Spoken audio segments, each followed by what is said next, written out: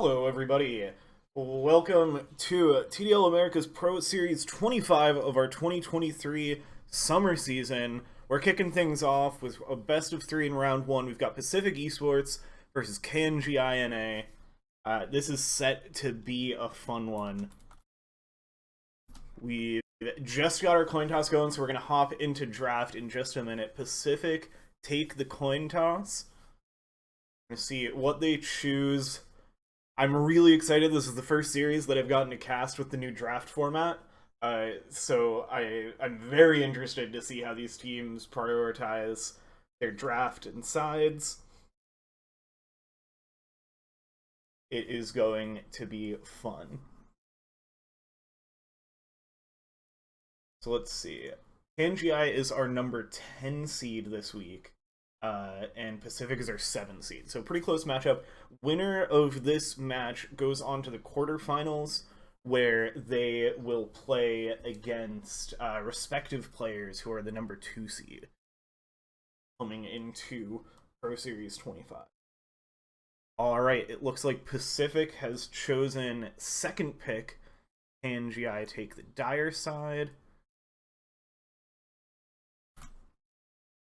Let's get right into our draft.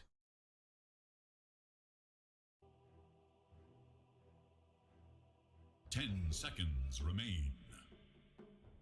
Dire's turn to ban. Alright, so big thing of the new draft format. Same number of bans, but the bans happen a lot sooner. We get 7 bans in this first phase, and then just 1 hero picked on either side. Then 3 more bans before we get to the rest of the picks. So we're going to see a lot of the top of the meta heroes, the high priority heroes, taken out of the game 5 seconds before teams get a chance to pick them. And I found it very interesting watching some of the pro matches and last week's TDL SEA, seeing what position gets prioritized in that first pick slot. Usually it's some kind of hero that you want to build your team around, but whether it's a support or a core, I find pretty interesting. We've seen like Ember Spirit getting high prioritized. That's been a big hero throughout the summer for TDL. We'll see if that makes it through the bans and might be a first pick for one of these teams. So far we've got Beastmaster banned out by KNGI, and Undying and Gyrocopter banned out by Pacific. So because Pacific took second pick, they get 4 bans in this phase. We see the Invoker get banned out, followed by the TA by Pacific. Invoker has been a big winner of the new patch. Moving over to being a universal hero has been a very popular mid, so not surprised to see that taken out. I know there's also some rumors about the 7.34B patch. Not all of the intended nerfs for Invoker made it through. I have no idea if that's been fixed at this point or not. But I think in the NATI qualifiers, like, Invoker was not allowed to be picked for that reason. So I'm curious if that is going to be, if that's coming to play, or if we're just going to see it banned in all of our games. Storm Spirit going to be the last ban for Pacific in the first phase. So targeting some mids, definitely looking at KNGI, potentially prioritizing their mid hero in this first phase. And then Gyrocopter, I mean, TA can also flex over to core, and that's where we normally see Gyrocopter played. Is very high damage carries. Gyrocopter's been really good this patch as well. Dawnbreaker, another one that's been big. And the first pick is going to be Nature's Prophet. This hero has been an absolute menace. Most often we're seeing it in the support role, but is flexible to core roles as well. So I really like this as an opener. Sets you up with some big global movement, a hero that can be anywhere on the map at any time, contesting Wisdom Runes, pushing lanes out. I think this is a great hero to start a draft with, especially with this single pick that you get in the first phase now. Which really leaves your draft open. See what Pacific are going to answer with here. Dire's turn to ban. It's going to be the Earthshaker. So they're going to pick up a response to the Zoo, the treants of this Nature's Prophet, going to be taken away and, well, not necessarily taken away, but threatened by this Earthshaker and his ultimate. Big potential for punish. 5 seconds. And this is another pretty flexible hero. You can see it in the support role. You can see it in mid. I know Dendi was playing at mid in qualifiers this week, so that might be where it goes. But again, it's a very flexible hero, so definitely one that they have space to move around as their draft continues. And I really like that for an opening pick. So we get 3 more bans now, 2 by KNGI. It's going to even out to 5 bans per team before we get any more heroes picked. It's going to be Enchantress and Phoenix. So now looking at that support role, which we expect to see for the next couple picks, especially if this Earthshaker is going to be a core. Enchantress and Phoenix, 10 seconds. I find interesting because those are both heroes that are going to punish you for not having... Well, Enchantress is going to punish you for relying too much on right-click, and then Phoenix is going to punish you for not enough. We're going to get the Rubik picked up by Pacific after the Legion Commander ban. You know, a lot of Legion Commander, both mid and offlane, and I think even carry. Any of the 3 core roles Legion Commander is pretty happy in right now. So that's going to get taken away. 10 seconds remain. 5 And Rubik is still, like, was one of the best, if not the best supports in the previous patch, and has still looked very good. Is pretty much always viable because you can, you know, if your team's picking meta heroes, then, if your opponent's picking meta heroes, then now you have all of the spells that those meta heroes have. So we're going to get a pair of picks by KNGI now. This should really show us what direction their draft's going. We're going to get the Hijack Darkseer. This is a specialty of this player, and an incredibly entertaining offlane to watch. A little scary into the Rubik, but, you know, nothing is big and splashy like a Ravage that you have to worry about getting stolen. 10 seconds remain. But does mean that now both teams are going to have to be thinking about this Wall of Illusion, Darkseer's ultimate, and his ability to create copies of the enemy team and turn them against you. Scary to pick heroes like Terrorblade or other big illusion, high damage late game carries when there's the threat of them getting turned against you by this Darkseer ultimate. So this might be your offlane duo that we see now. But I think this Nature's Prophet is still very open. Darkseer would be very shocking to not see. They're going to follow that up with a Lion. So that should definitely be a support. Gives you tons of stun options. Another hero Rubik is happy to see on the other side of the table. Also, interesting update with Lion is the fact that he is now can act as a mana battery for here. I mean, Storm Spirit's already banned out, but we might see KNGI go for some other mana-dependent hero like a Leshrac, filling the sort of role that Keeper of the Light and Io and Pugna have been in, with not needing the higher-level talent to get the mana drain into allies on Lion. Now sets up some potential for that combo, but is also just a good instant disable support with both the Earth Spike and the Hex. Alright, so Pacific are going to have to show their hands a little bit here, because we're either going to see a hero that's more definitively a support, and the Earthshaker will be pushed into that 4 role, which is I think what we're seeing here with the Tusk.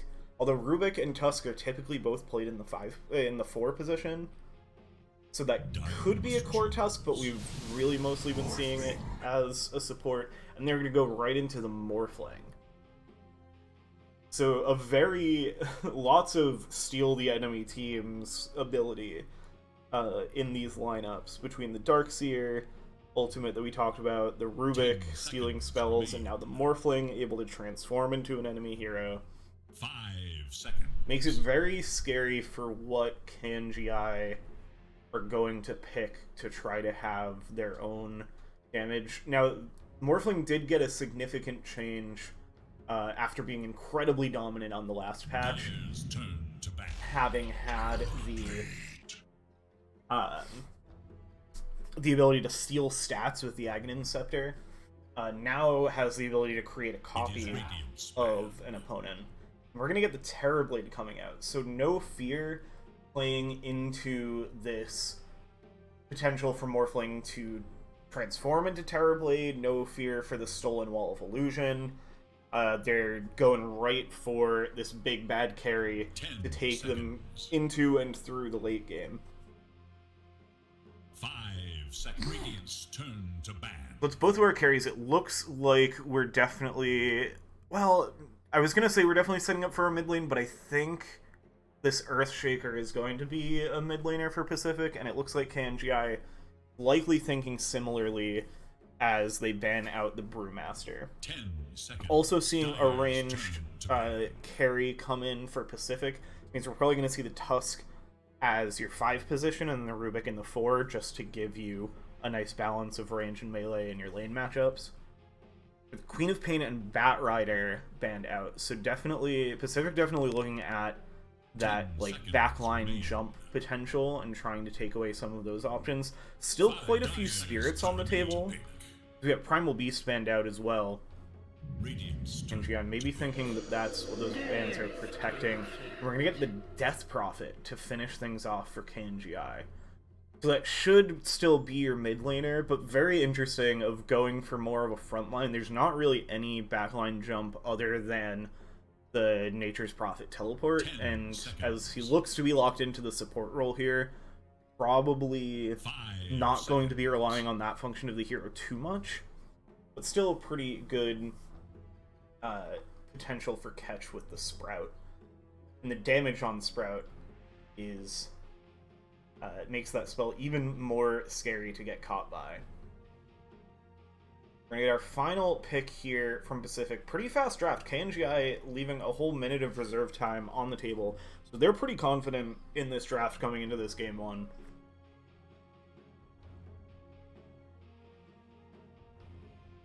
Very curious to see, do we get an offlaner that's going to pair up with this Rubik? Or is the Earthshaker going to be your offlaner and we're going to see the mid? It's going to be the Razor. Make the ultimate choice. Interesting. Actually curious where this all lines up now. It's going to be Rezi on the Razor. Let me take a look at where Pacific likes to play their players, what lanes they want to put these heroes in. Got Monstar on the Earthshaker, Rosend on the Rubik, Bako on the Morphling. There's still the possibility of this being a core Tusk as well. I need to look at what positions. 5 seconds remain.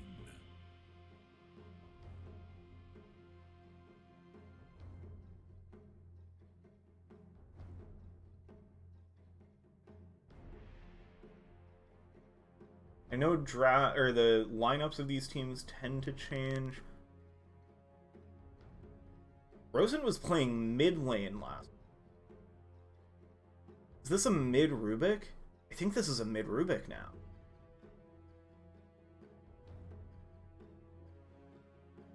None of the other players from last week have names that obviously line up with these players. I'm very curious to see how this shakes out, because I'm not super familiar with the team, and so I'm not sure where they're gonna play. But I think based on that, I mean, unless they're moving positions around, this could be a big draft shakeup and a major like change. I wonder if this could even be in response to seeing that Death Prophet picked up. They were leaving this draft flexible until the end. We're gonna find out. We're getting into game 1. Pacific Esports versus KNGI, TDL America's Pro Series 25.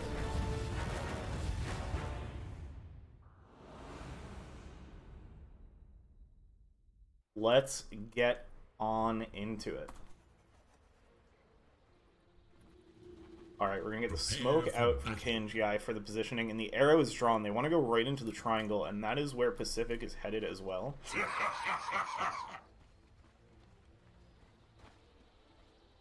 Okay, Tusk has a Quelling Blade, but that might just be for the Sprout.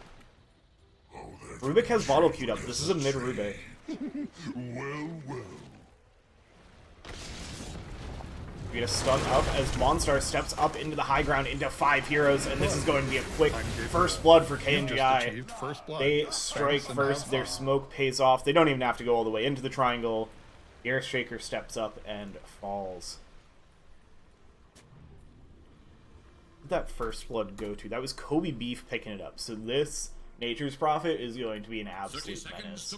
Has the Blightstone ready to go for this disgusting Terrorblade and Nature's Prophet lane.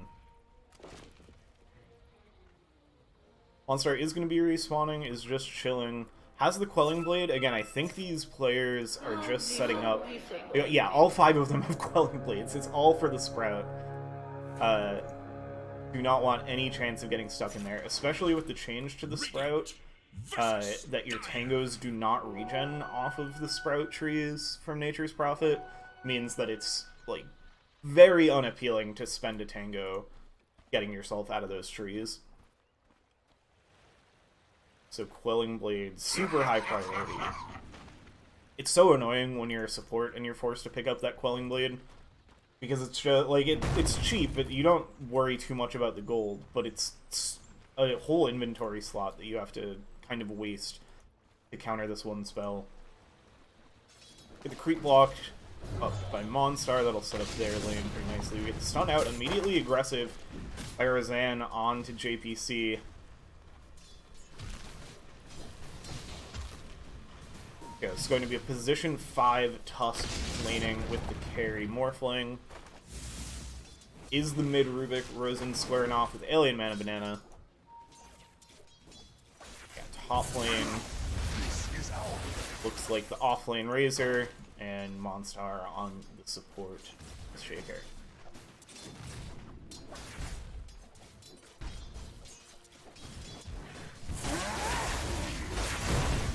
Already got Falco playing a little low, but that's pretty normal for a Morphling. This top lane I feel like is going to be a ton of action. This time.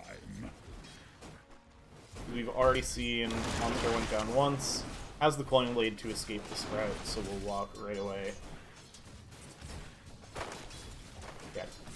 This Terrorblade Nature's Prophet is super scary, especially once Metamorphosis is up and ready to go. Like, you just get sprouted and absolutely chunked down by this duo. Mid lane, both sides pretty low, but kind of just chilling. Playing with their limits. Very even on last hits after the first couple waves. We are going to get the first Metamorphosis into the Sprout, but Rezi has the Quelling Blade and is going to be able to walk away unscathed for the most part. The Static Link is definitely going to be a good option to help you deal with this Terrorblade in lane. And I have a feeling as soon as this Metamorphosis ends, we might see Pacific go for a play. Try to set up with a stun from Monstar. So we'd be not going to be able to get over here to contest the pull in time. Metamorphosis is going to be ending. Get the Sprout, and yeah, immediately into the Static Link from Rezi. Getting up on the Smoking Drive, doesn't get too much, but now is going to turn over towards Kobe Beef, who has the wand charges to get away. Throws out the voice line as they walk away. Drive already looking over at that Lotus Pool. Meanwhile, bot lane, we get the Ice Shards coming out. Roseanne gonna answer back with the Earth Spike. Tower is under attack. Drain some mana, but it looks like other than that, everybody will walk away. Hijack gonna go over and secure that first Lotus. Holy Beef gonna get a teleport over to mid lane. Rosen trying to escape and find a bounty rune to heal up. Gets the lift and toss away. So is going to get that bounty rune to survive for now. Roseanne rotating over as well. Both supports chasing down this mid Rubik, trying to find a punish. They connect with the Blood Grenade, and that leads into the Sprout. Has the Quelling Blade ready to go, so we'll be able to continue walking away. Bo3 is going to continue chasing this. Has that Blightstone, so it doesn't take too many right clicks, but this is huge space. This is so much time wasted for this mid laner, and Death Prophet is going to be feasting on this lane now. Alien Man and Banana getting a big play by their supports, the heads up of where they're rotating. Person makes their way back to lane. Have to play a little bit of catch up now. Still not doing too bad, but is about a wave behind now. Topside seems to be pretty chill with Kobe Beef having backed away. We'll play elsewhere. Meanwhile, bot Kobe Beef is making things happen. Gets the Sprout onto Fog, who's playing low but is shifting into strength. JPC now trying to escape but will not be able to. The snowball's not enough, and the damage comes out to bring down the Tusk. In lane, Death Prophet diving under tower. Rosen in trouble. We're going to get a TP in from Monstar. The lift up to back away, blocking off the high ground, still getting hit by the tower. Alien Man and Banana has the bottle charges, though. Going to get hit by the Blood Grenade, and we're getting another rotation by JPC off of the Death. Gets another Spirit Link up, and now they're going to get the stun under the tower and bring down the Death Prophet.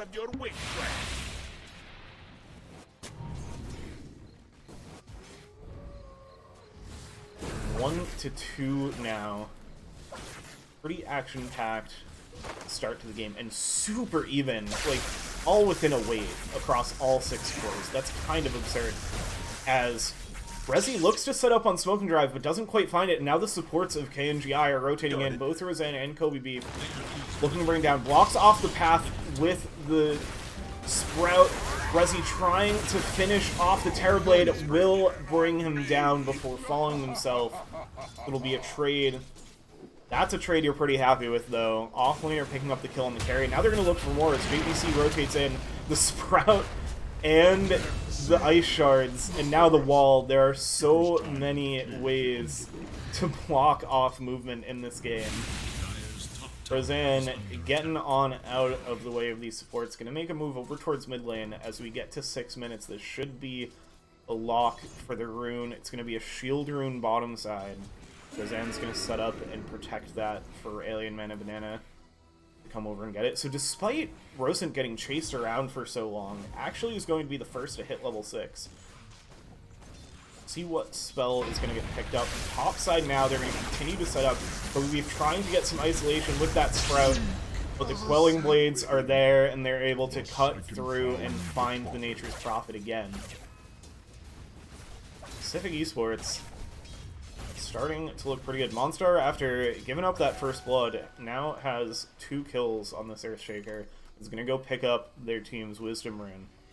Curious to see if we're going to see a teleport play by Kobe Beef. That's one of the powers of this support Nature's Prophet. That global teleportation scan comes out from the Dire, so they know that Monstar is there waiting for it. That means they're not going to try to go for it. Yeah, Wisdom Rune just gets picked up by the Earthshaker. We'll see Kobe Beef probably make their way over to that other Wisdom Rune sometime soon.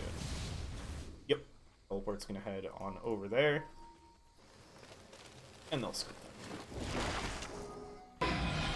Over towards the mid side, Roseanne trying to make a rotation in, but now is getting rotated on themselves. JPC makes the connection over into the jungle and brings down the Lion. Monster scouts out that the Metamorphosis is being used to farm for the moment. Top lane has, like, kind of already ended, 7 minutes in.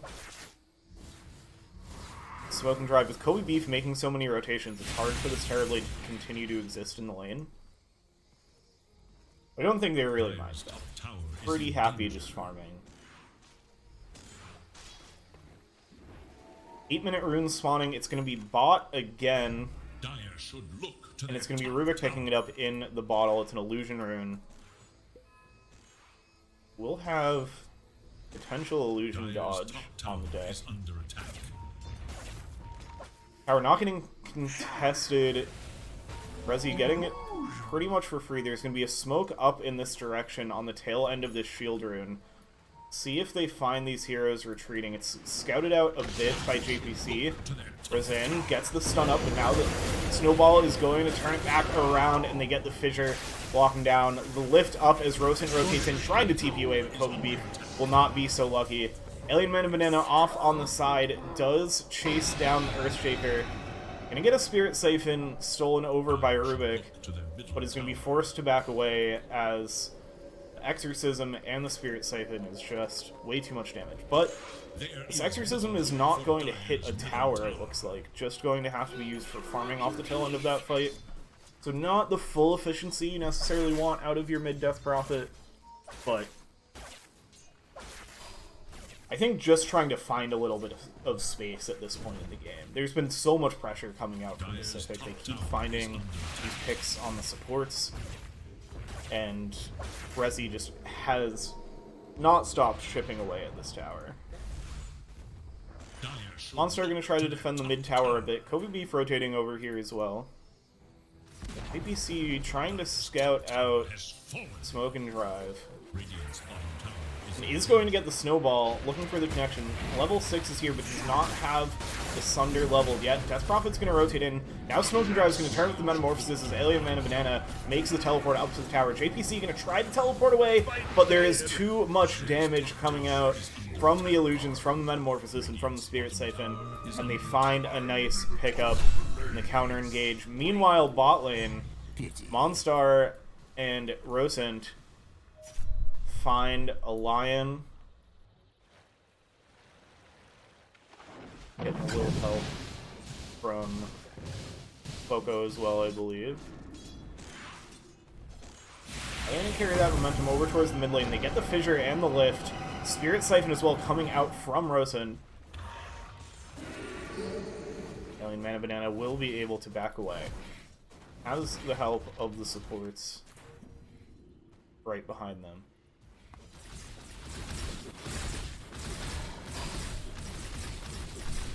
Let's get our net worth chart. It's Darkseer up at the top, who we have not seen, but a pretty quiet game for this little purple guy.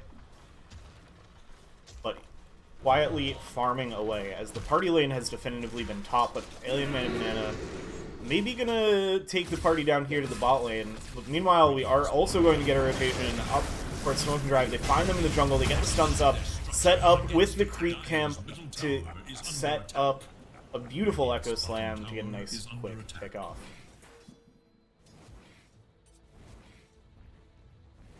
Kobe Beef has the Medallion of Courage picked up. Rosent pushing this tower, and Alien Man and Banana is going to make the rotation over, and it's going to immediately pop the Exorcism. Rosent still working with that Spirit Siphon, and Kobe Beef gets absolutely torn apart. Now the Exorcism Spirits, they're all hitting Rosent with the Spirit Siphon. Rubik is going to get saved by the Snowball and able to heal up so much inside it. They're going to absolutely get away. Tower falls down as well. Rosen backing up. JPC may be going to pay for the crimes of this Rubik, but what an incredible save to keep their mid laner alive. And bringing so much of KNGI over here. Smoking Drive, still farming away, but looking for something. They're trying out on the map. Actually, Pacific saying, yeah, let's stay in control of this jungle. We know this is where Terrorblade's farming. Resi is potentially going to spot the vision here. Yeah, it's going to spot it out. Gets the Plasma Field into the fissure. Smoke and Drive is pretty blocked off. Has the Metamorphosis ready to go. Still no point in Sunder. Have to play a little bit careful here, and he's going to be forced to back away. Rosent now making their rotation up here. There's going to be more pressure in this top lane. That has been where Pacific has kept the party throughout this game. Now, Morphlings surpassing the Darkseer, but still pretty even. Overall, pretty even across the board, but that net worth lead that Pacific has is definitely starting to grow. Smoke and Drive now looking for something, but is immediately just going to get deleted by the damage of all of these spells. Double damage rune on Rubik as well, and now they're going to make the rotation in. KNGI trying to push them off of this tower. They get the Spirit Siphon over on GTC. trying to bring down this Tusk. Alien Man of Banana. Oh, the Fissure is going to give JPC the space they need to back away. It's going to be a big chase, going to try to teleport away. But Roseanne's here with the Earth Spike, and that will be a dead Tusk.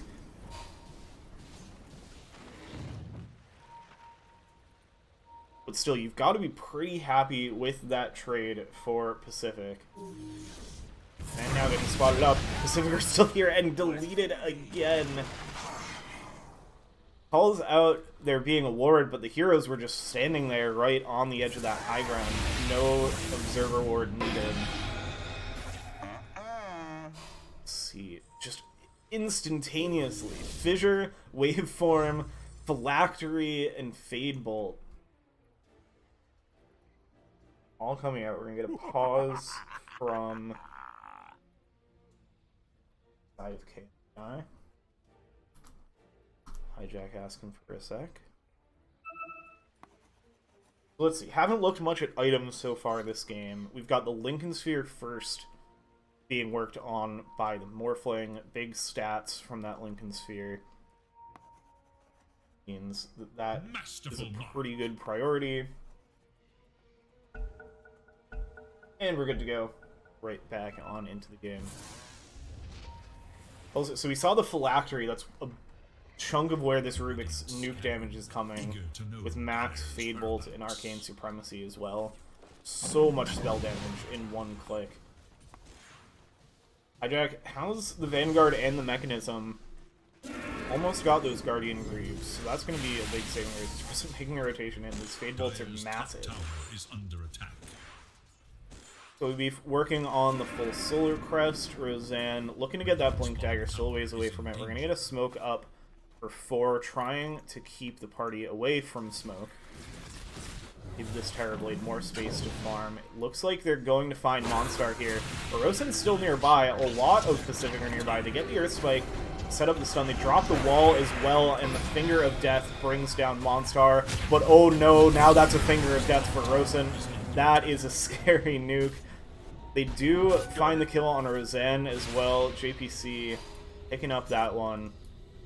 And that means it's just a trade of supports, so not exactly finding what they're looking for on that smoke from KNGI. It means Pacific are just going to keep up the pressure in this top lane.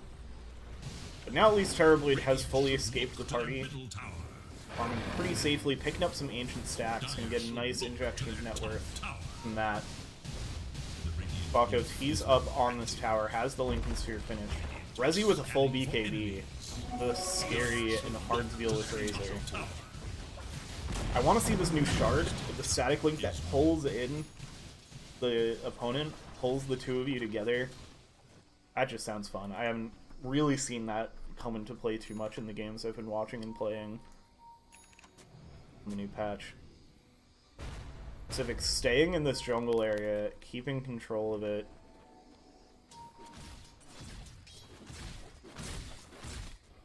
And now it looks like they're setting their sights on Roche. 16 minutes in, it's a pretty early Roche.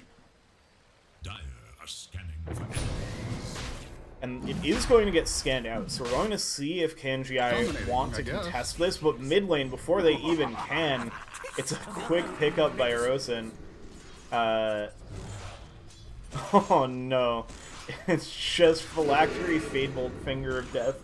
That's all you need. That's 957 magic damage into a 949 health Lion. Oh, poor Rosen. That is a brutal way to go down. Finger of Death is just the delete key. I hope that's what Rubik has this spell bound to right now. Just delete target hero. An ephemeral masterpiece. Coming off of the Aegis pickup, got 17-minute Aegis on a team that's like not traditionally a crazy Roche team. It's just the advantage that Pacific have at this point. And the fact that they've been controlling this part of the map anyway. Now they're going to smoke up and look for something. They get the Snowball Initiate with the Fissure and the Walrus Punch up, trying to bring down Hijack. They commit the Echo Slam as well, and Hijack hits the death.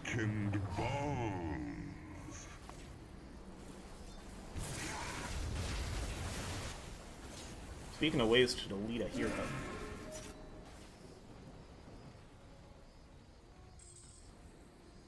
This makes it pretty tricky for KNGI to play into this Roshan. They're pretty content sitting back throughout this Aegis as well. Top tower is under attack.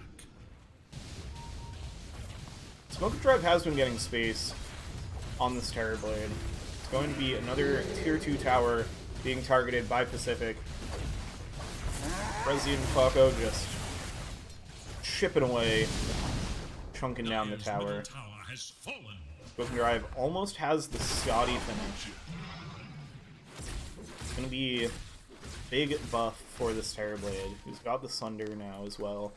I've not seen a fight taken with this Terrorblade yet. I think they're going to try to wait for the Scotty, but Pacific are not going to take down the pressure. They initiate forward a bit onto Falco, but is just going to be able to safely back away. Meanwhile, Kobe Beef and Smoke and Drive, they are getting some damage on this bottom tier 2, and we're going to see a smoke and a movement by Pacific to try to contest this. They're just going to run all the way down the map. There's going to be a lot more damage coming out onto this tower before they can connect here.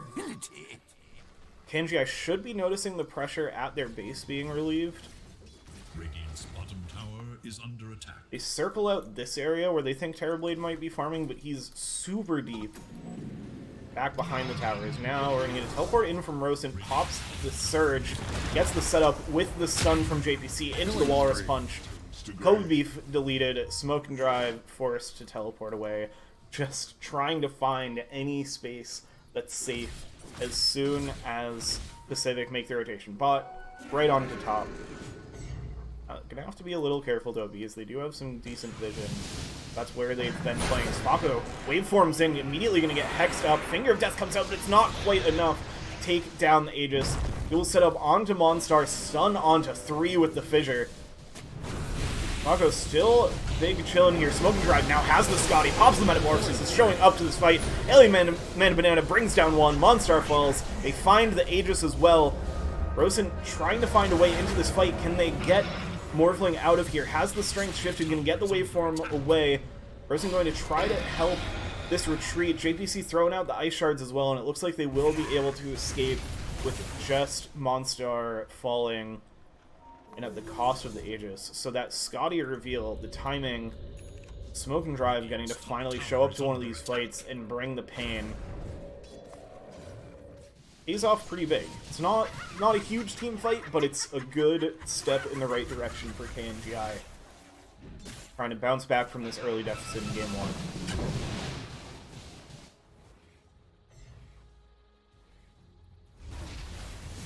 1. Now Pacific Esports, they go, well, we've taken both outer towers in the other 2 lanes, still haven't gotten this bot tier.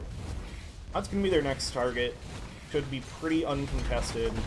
They're going to wait for this Metamorphosis timing. Alien Man Banana is going to get in and steal the Wisdom Rune. Nice little boost of XP. JPC can make the rotation over, and actually now 4 heroes try to punish this Death Prophet for stealing the rune, and punish they will. The stuns connect, and Monstar picks up a kill on the enemy mid lane. Radiant's top tower is under We're going to turn that into a smoke. Make some kind of rotation. They have vision on this Terrorblade. Falco's off on the other side of the map. But the rest of Pacific, they know where this Terrorblade is, and this Terrorblade is in trouble. Doesn't have another Metamorphosis for over 30 seconds. This looks scary. They get the Blink in, the Echo Slam to set up the instant stun into the Fissure, and no chance to Sunder. They bring down the Terrorblade in one fell swoop.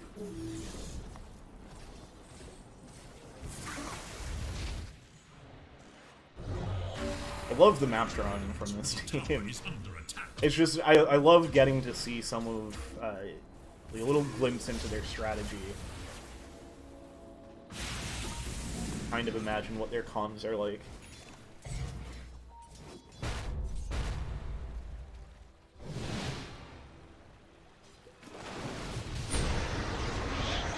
Bot lane, KNGI, they're gonna look for a setup onto Falco. Alien Man Banana gets the silence down. They're going to get another snowball save from JPC as Pacific connects, and this could be trouble for KNGI now. JPC gets the Walrus Punch, but is getting chunked down by the Exorcism, by the Illusions. They find the kill on Alien Man and Banana. Smoke and Drive making their way in with the Metamorphosis. That's going to encourage Pacific to back up.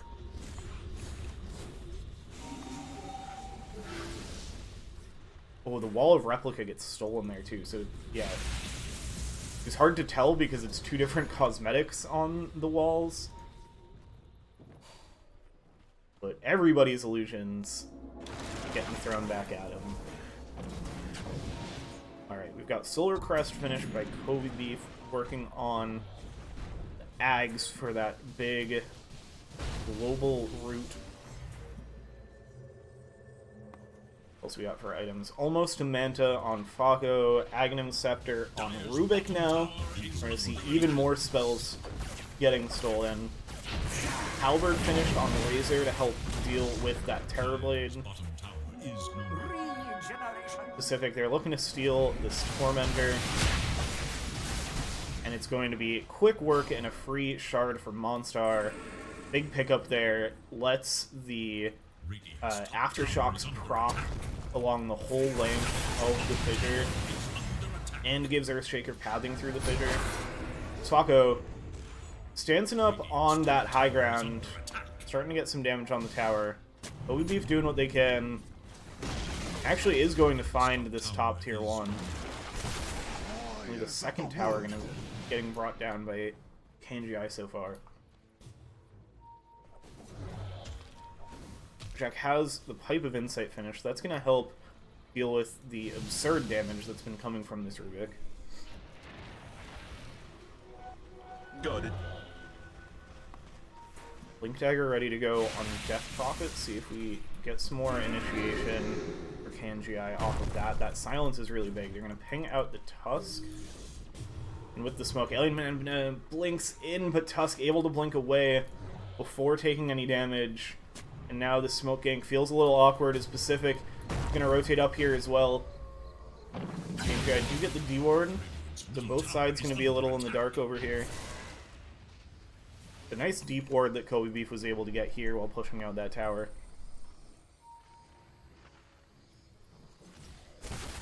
Smoke and Drive has the Halberd finished, working on a BKB next. Okay, Think is not an item you normally love going on Terrorblade, but into all of the disable that Pacific has, it definitely feels necessary in this game.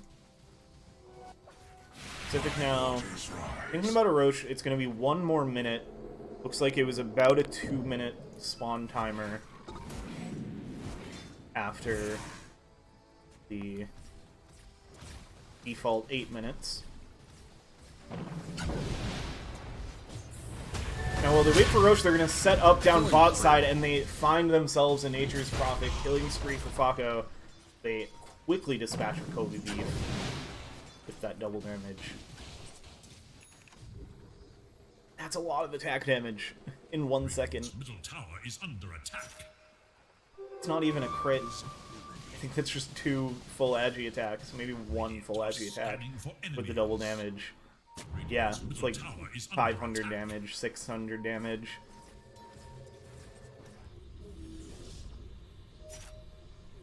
Middle tower is under attack.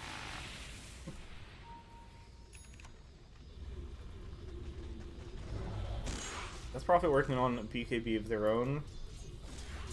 Alien Man and Banana. Monstar maybe looking for something, gets the blink in with the Echo Slam. Immediate setup on Death Prophet, and the stuns, oh, not quite enough to finish it off. Gets the Yule Scepter off, have the pipe, but it's not going to be enough. Now they get the wall, trying to respond, but Roseanne just going to get deleted once again. As Pacific finding 2 more kills, going to set up on the high ground. Roche has respawned, so maybe they're going to head over there first. It looks like that's what Resi and Monstar are interested in. The rest of Pacific, they're just going to keep farming. We get a circle from Rosen identifying where Smoke and Drive is farming. Still working on that BKB. Dire's middle tower is under attack. Boots of Travel ready to go on Rosent now. Gonna work on a Blink Dagger next. Gonna get both supports rotating over. They're gonna find Smoke and Drive in the Smoke Gang. The Fissure doesn't connect, but the Aftershock will. But now the turn with the Metamorphosis, and Kobe Beef gonna rotate in as well. Monstar going to fall. JPC trying to escape. They get the Sprout to hold them in place. Still has the Quelling Blade. Now Rezi makes the rotation in. Gets the Sunder and just going to try to TP away. No more stuns available. Kobe Beef going to look to teleport as well. They'll be able to escape after just picking up the Earthshaker. So a nice response to the attempted gank by the Pacific supports. I'm gonna pause now from this side of Pacific.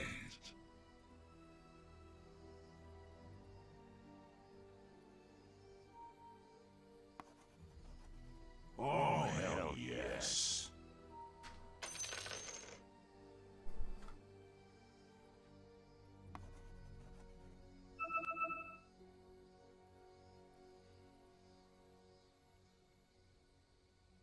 Yeah, it looks like Roche going to be the next big objective, the center of the next big fight, especially once Monstar respawns on this Earthshaker.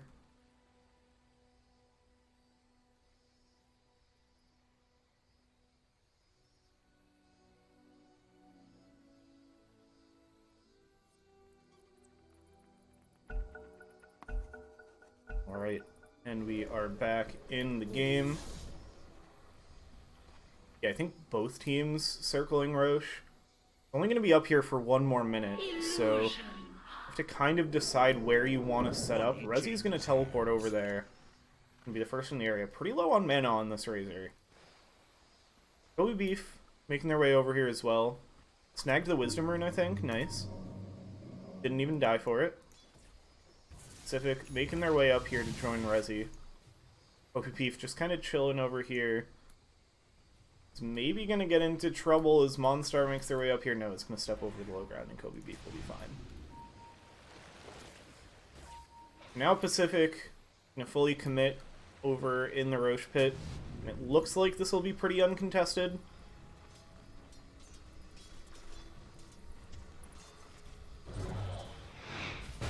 There's not much movement from KNGI over here. This is going to be an Aegis and Cheese for the second Roshan kill of the game. We're going to get some Treants, so maybe they're at least going to scout it out, but they're going to see how low it is, and there's not going to be a chance to get over here. Cheese will get left for Rosant. Another Aegis for Fako.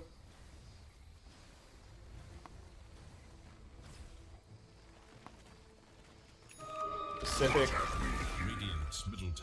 continue their lead. The last tier 1 tower on the Radiant side will fall. There is a little bit of constant pressure coming out from these Terrorblade illusions and the Nature's Prophet Treants. Dire are scanning for enemies.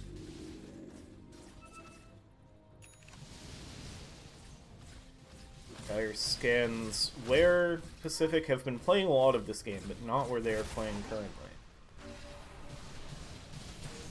And it's just going to be a nice casual push from Pacific as a big courier kill by Smoke and Drive. That's going to be a delay on Fako's Eye of Scotty.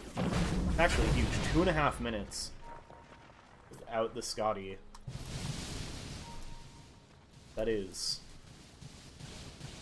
a significant delay. Don't think it'll stop Pacific from trying to push in here, as we're going to get a couple heroes smoking up as Fako continues to push in. Fako is going to step up onto this high ground without much of Pacific behind here, but KNGI don't know that Fako doesn't have a lot of help at this point, and so it's going to be enough time for Pacific to rotate over. Now they're going to go for the initiation.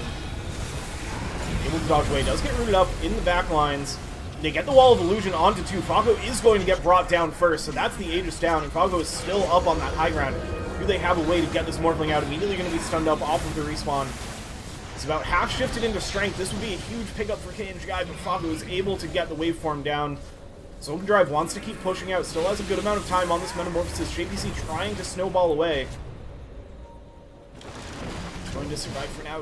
Doesn't quite connect on the Sprout for Kobe Beef. KNGI, they're only going to find the Aegis here.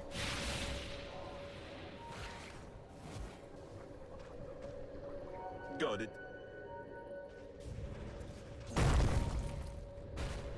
So it felt like it was going to be a big fight. Kind of fizzles out. Fako's still chilling on not a lot of health. There is a shield rune. Present's just gonna grab it. I imagine you can get a pretty gross shield if you fold shift into strength and then shift back.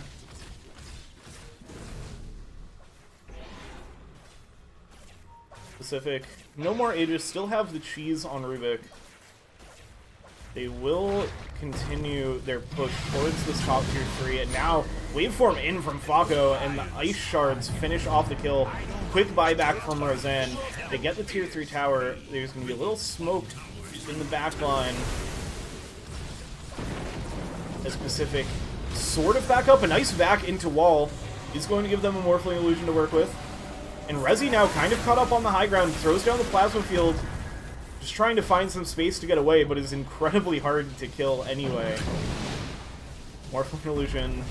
Spago pretty low, now they're getting another waveform, but a nice blink away from Roseanne.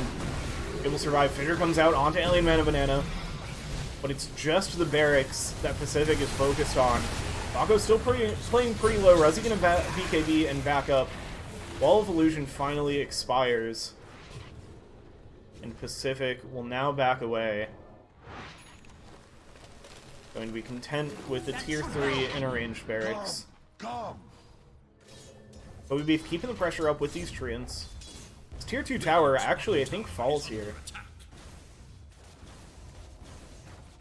Fako's going to rotate over, so maybe he's going to be able to keep it alive. Yeah, the treants are dying and the creeps aren't quite connecting.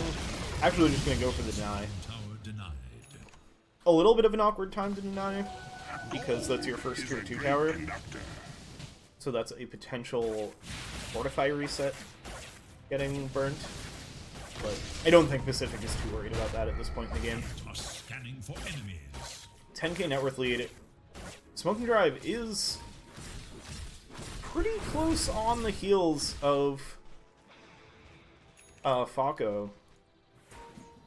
Both carries close in net worth, but a lead in the other two cores. Hearthshaker is so rich. I mean, got that free shard, has the gem and an Octarine core. KNGI kind of setting up around here. Stolen Earth Spike into the Fissure. Now the waveform, Alien Mana Banana, going to have to use the BKB to back away. Tower is under attack.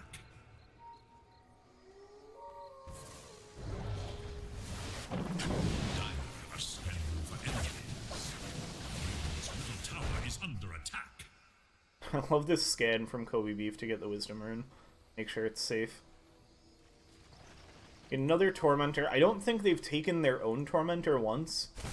They've now taken the Dire Tormentor twice, and it's going to be a shard for the Tusk. The extension of those ice shards, adding some slow and damage as well. Tusk looking at a Lotus Orb for the next item. KB finished on Fako, who has already, I mean, has not died once this game, and has died twice, but with an Aegis. And it's not looked super close to going down at any point other than after the Aegis has been taken.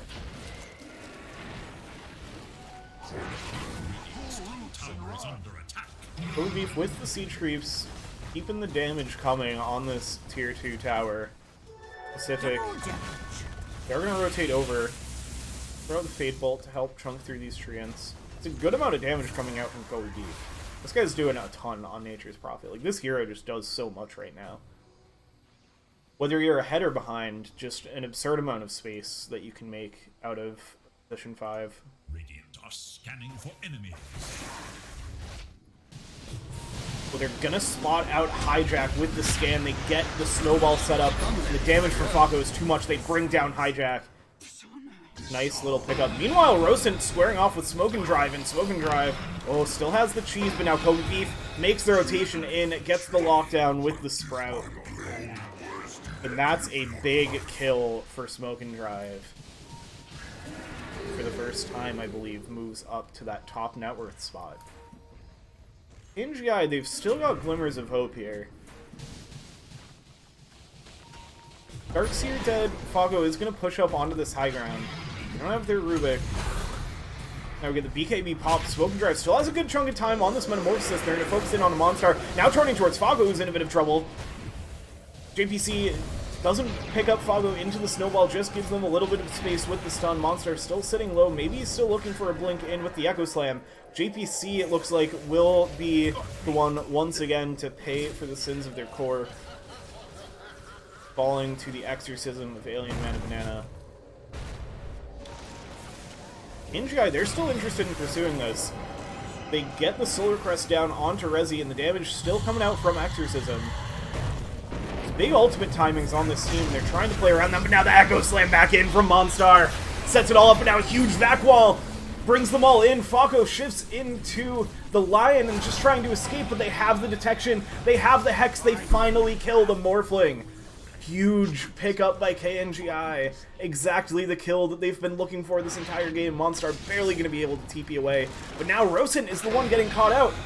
Roseanne gets the stun, they get the silence, and this is going to be Rubik falling again, killing spree for Smoke and Drive. All of a sudden, is this KNGI's game? The net worth lead has been cut down to 2k. The win probability is almost dead even.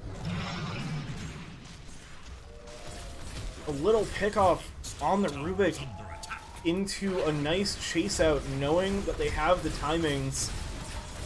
KNGI suddenly have completely evened up this game. And now they're going to look to make a high ground push of their own. The Fissure comes out to try to delay as much as possible, but it's still 28 seconds without your position 1 or 2. This should be a tier 3 tower falling. The illusion's chunking away. Metamorphosis is back up in 3 seconds.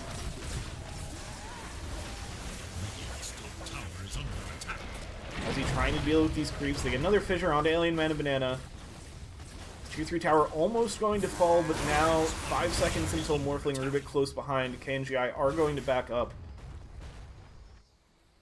Roshan is available, is going to be on the Dire side for another 30 seconds. 20 seconds now. Where he has a Refresher Shard, but yeah, they know he's about to move over towards bottom. And so I think both teams are going to start eyeing up this Roche. On bot side, he will have the Aghanim Scepter. That's going to switch right with the clock, and he's going to make his way over. Pretty appropriate with the new anniversary Aghanim skin. That he would be carrying his Roshan Aghanim's Blessing. So Pacific are going to be the first ones to make their way over to the pit.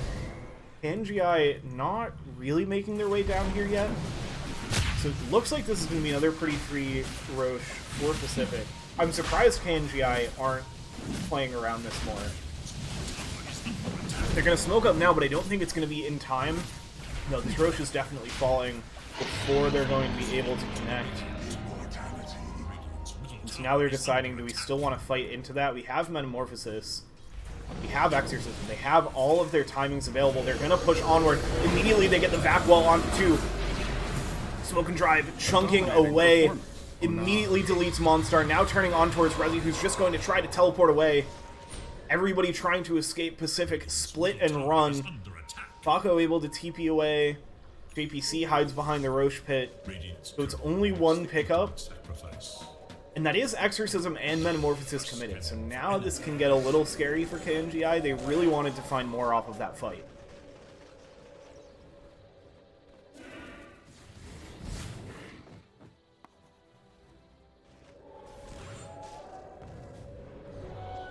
Alien Mana Banana has the Aghanim Scepter here. So gets those little Exorcism spirits every once in a while. Orchid on the Nature's Prophet has been very crucial. Makes it a lot harder for this Rubik to play. Now looking at an Octarine core.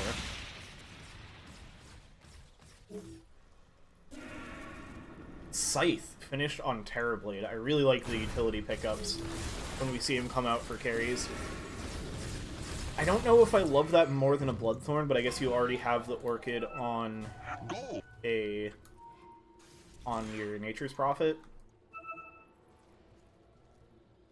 But it means you're going to have a big, reliable disable and a way to bring down some of these heroes. Do have to be careful playing into the Lincoln Sphere. Time for a tag team. I believe Tusk doesn't have the Lotus Orb finished unless it's on the Courier.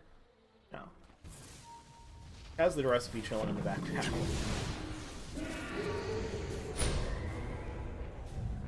So, off of the respawn of Monstar, looking for something. They get the fissure and the setup. It's going to be Roseanne deleted immediately. Has the buyback available if they want to commit. It is going to. Now pushing forward. They know that their cooldowns are still up, but Metamorphosis is soon to come back. The Wall of Replica, that's actually the stolen Wall of Replica, and these Terrorblade illusions are scary. All of KNGI being forced to back away. Wall of Replica also being thrown from Darkseer himself, blocking off the path into base. And other than the line falling, it's going to be another... just a quick pick, not a full fight. Everybody happy to back away. Still another 2 minutes to go on this Aegis for the Morphling. PVC is going to get most of the Lotus Orb, but doesn't quite have it finished. I'll be looking for buybacks right now. Very few buybacks available on either side. Terrorblade is the biggest one there. Morphling a little short on gold. We beef a little short on gold.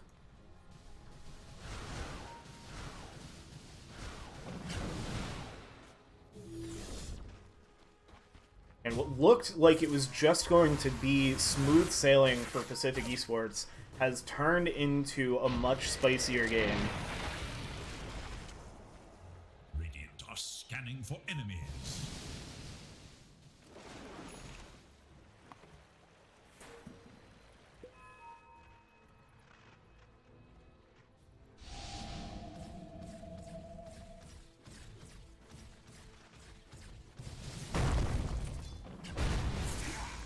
Pacific just kind of keeping the pressure in on these waves. It's a hard base to push into. They've got... who's that AC on? Alien Mana Banana? Yeah. That's a big Assault Cuirass. Like, that can really flip the numbers in these fights. You got Shivas and a Scythe finished on Resi. They've got some nice lockdown options. And the Lotus Orb done on Fago. They're going to set up with that. Try to chunk down this tower. To get silenced up. Fissure comes out. Fago is actually immediately falling very low. Damage from the Metamorphosis coming out, but it's not quite enough to bring down the Morphling yet. Rubik's Wall of Replica comes out. And there is a big, bad, Radiant Terrorblade illusion. But that's going to get swallowed up by the opposite Terrorblade illusions. That's no Metamorphosis for 100 seconds. If they heal up on Morphling, actually it's going to get the free heal from the Aegis. There's a Sacred Relic. This is hopefully for a Nullifier, not for a Divine Rapier, but yeah, that's good. It would be very interesting to see a Divine Rapier at this point in the game, especially from the side of Pacific. It still feels like it's their game. They've got a slight lead, but it's super even at this point. Terrorblade's very scary. Gonna smoke up from 4 once again on KNGI. But Pacific, they're looking to make a push in towards Smoke and Drive. Scanning for enemies. Radiant's middle tower is under attack. Radiant's middle tower has fallen. The creeps are going to find the middle tower while Pacific just kind of stands up down in this bot lane, seeing if they can find the Terrorblade, but not able to spot him out before he retreats back to his base.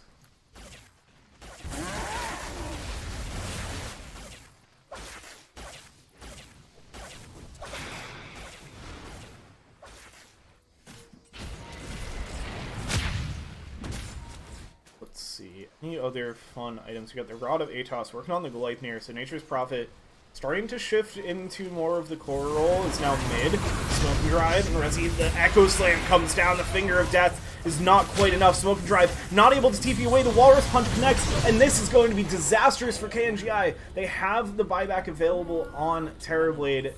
Not the same for Lion, as they find 2 in the mid lane. Now the smoke up. JPC just surviving that Finger of Death. This wall of replica from the Rubik, it's been massive. Because they get Terrorblade illusions to throw back at the side of KNGI. Fako's doing big work on this tower as the Fortify comes out. The illusions trying to finish it off. Fako will step up and finish it themselves. Topside, JPC is going to get caught out. Trying to get a little damage onto that. Thrax bringing in the creep wave. So Pacific will take the middle barracks and back away. The buyback committed from the Terrorblade as well. Ana gives them the custom effectors. Now they get the setup on Alien Man of Banana. Going to be dead for 90 unless they buy back. Hijack in a bit of trouble as well. Gets vacuumed back over the wall and brought down. Smoking Drive pops the Metamorphosis, trying to bring them down. Echo Slam connects from Monstar. Can they bring down the Terrorblade? Another vacuum wall, and Fako hits the deck. And now Razor will as well, unless he can TP away. Just barely escapes. Rosen trying to retreat as well. Is currently a very small Terrorblade. Because he got the Metamorphosis. This looks so goofy. He's tiny. Why is he so small? Monstar maybe going to get in a little bit of trouble, but we'll try to escape. They get the root out from the Nature's Prophet ultimate. Earth Spike doesn't quite connect. I can't get over how tiny this little Metamorphosis Rubik is. It's so funny. Money changes hands. We've got Butterfly finish on Terrorblade. That, I think, is being a huge difference, because there's really not a source of counter evasion. Is now JPC going to be the one to get caught out? They have the stuns. Kobe making the rotate as well, and a Finger of Death seals the deal. Roseanne picking up only the second finger stack. Oof. Roshan going to be responding in a minute. The 4th Roshan. Now, with another pick, it's going to be a push in towards the Radiant base. KNGI is waiting another 25 seconds for the Metamorphosis, but their other timings... Alright, 50 seconds still to go for Exorcism. So it's just the Wall of Replica available. They are going to find the melee barracks. Damage from these Terrorblade illusions is pretty big. Now morphing into the Terrorblade, and they get the setup from the Echo Slam, but do they have the follow-up? No, they're going to split off and get up to the high ground. Resi pops the BKB and is looking to go in, gets the Scythe. Now the Scythe turned back the other way. Roseanne is going to be the next to fall. Fako now a little in trouble, but has the BKB, so it's going to be fine for now. Now Smoke and Drive turning with their BKB and the Metamorphosis, but now just going to be forced to walk away. Brutal timing. They get the stuns now onto Kobe B from the waveform forward. Has the Sprout trying to TP away from the inside, but no, the stuns are there, and they bring down the Nature's Prophet. So all in all, Pacific bring down the 2 supports, and they burn some more timings as the BKB and Metamorphosis on cooldown once again. No Tusk for another 10 seconds, though. Not a lot of buybacks still. I mean, many were used. You just have the support buybacks. All 3 cores use their buybacks around the same time. So that's a really scary timing. And you've got the Morphling buyback available, so they can potentially commit with that. Roshan has also respawned, so a chance to go get that Aegis, but it looks like Pacific just want to take this to the house right now. Pago steps up, but immediately pushed back off the high ground, hexed up. All Replica, they get the vacuum again. They have the silence, but able to Manta it off. Help from the Lotus Orb as well, and it looks like Pacific are going to survive the engagement, and now that's Wall of Replica committed. Metamorphosis still on cooldown from the push, and they do still have Exorcism.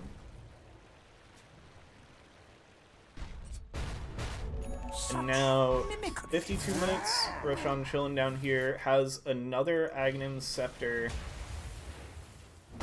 get picked up. No Ags on Morphling. I imagine that's where that one will go to. Yeah, it looks like this should be yet another Roshan Resi. Monstar hanging out with Gen. Did not spot where that got dropped.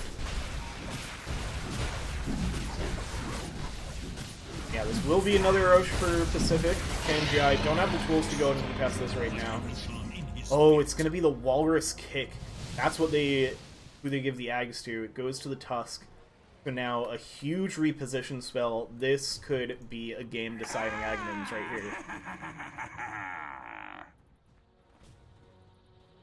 It's all going to be focused on these bottom barracks. There is still the top barracks as well. Never got finished.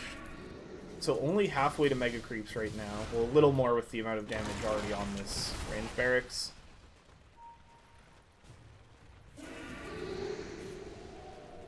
As Pacific look to set up for their next push with that Aegis ready to go. Metamorphosis and now an Aghanim Scepter. Terror Wave is ready to go for Terror Blade. Pops it out.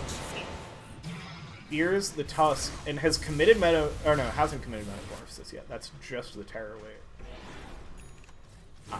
Yeah, gives a mini Metamorphosis on the Terror Wave. That's the new Aghanim Scepter on 734. Get the Fissure stun onto Smoking Drive, but they're not going to look to follow it up. Mako getting brought a little low already, hexed up now from the scythe of Smoking Drive. They're trying to give some more space. They get their root.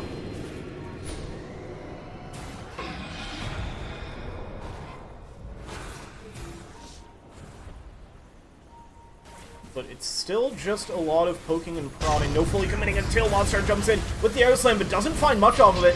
Now they're going to commit the Metamorphosis BKB. Roseanne will fall, but has the buyback available. Falco is in so deep. Aegis goes down.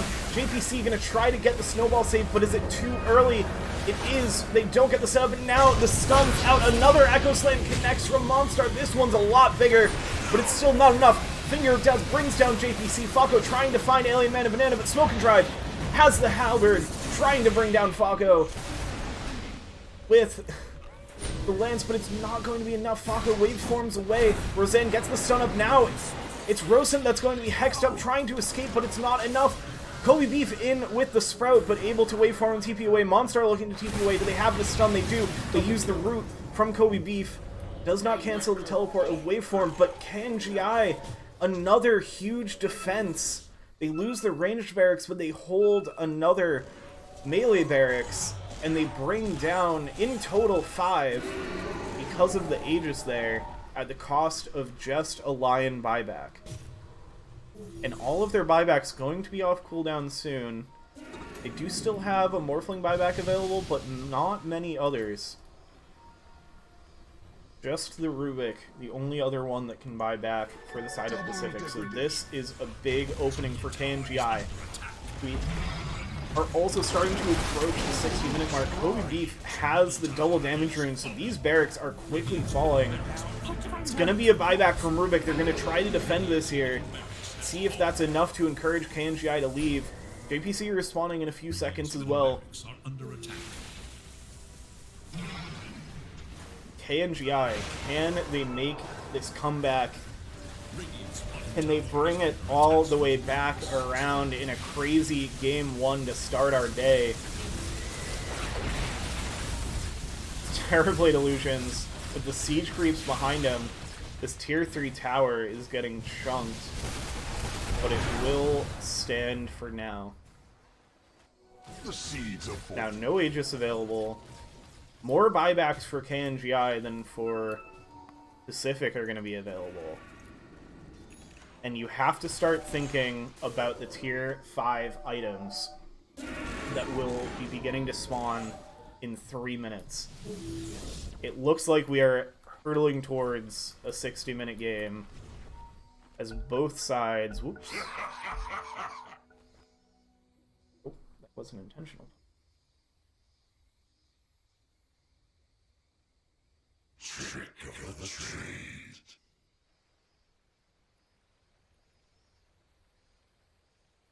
We are an hour in, so would not be surprised if this is a pause for a bathroom break. Be pretty reasonable. As this game does not show signs of ending in the next few minutes.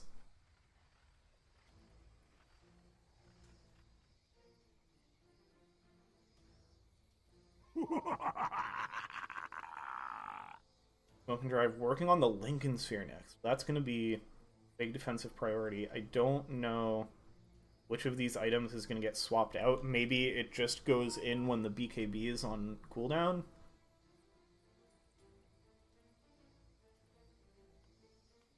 Trying to avoid the control that has been such a problem coming out from Pacific. Got a crit. There's another Sacred Relic queued up for Pacific. I think this one's going to be a Divine Rapier. As also not much True heroes are the ones not much room for slots left on this Morphling. Still no Aghanims or Shard is a little surprising to me. I know the new Morph is not the stat steal that it used to be, but I feel like another way to get a Terrorblade seems pretty nice. The mid laner is going to find each other. Alien Man and Banana has a shield rune and has just an absurd amount of health on this Death Prophet. Is going to be able to TP away. Smoke and Drive, a little bit of a spicy position now. But we'll be able to back away.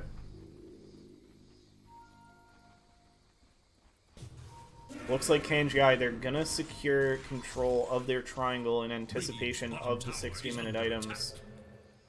Pacific, you're gonna see the tower is getting threatened. Kobe's gonna rotate over here, try to get some more damage in with the Trance. The blink forward from Rosen has the dust, the lift up. Can they find Kobe Beef here? It would be a pretty nice pickoff. Really relieve some pressure on their towers. It looks like they're going to find him.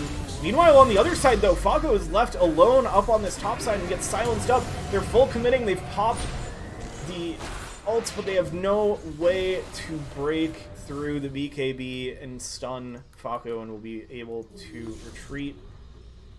That means it's Metamorphosis on cooldown again.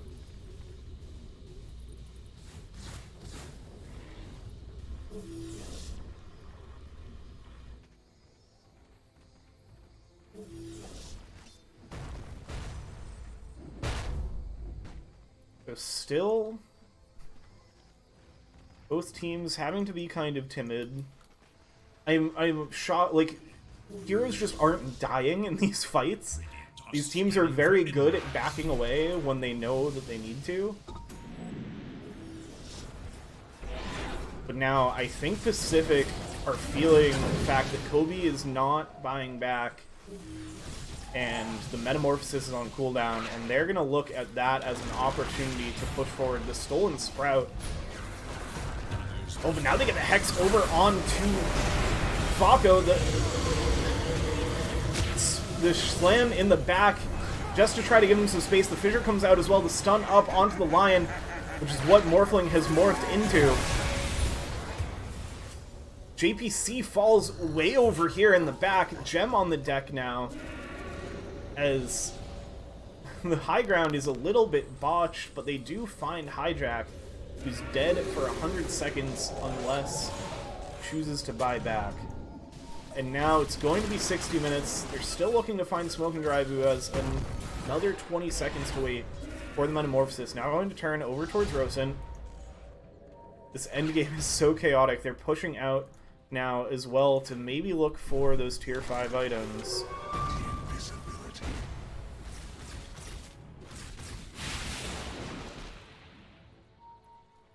nobody spawning them yet. It's such a weird place that everybody's standing up. It's like, do we go out? Okay, Death Prophet's gonna get a tier 5. See what that gets converted into. It's a Fallen Sky for the Death Prophet. Force Boots for Morphling. That's another big source of Dispel. The creeps are pushing in on their own. Lincoln Sphere gets popped, but they won't find anything else.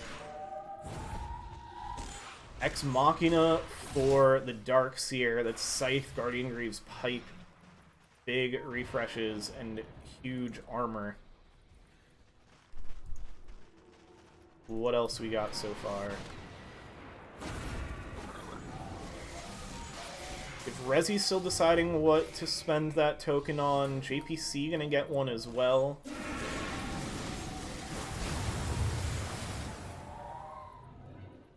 They're gonna pick up their first Tormentor of the game, so they'll get a Shard for Kobe Beef. Gives the Curse of Old Growth.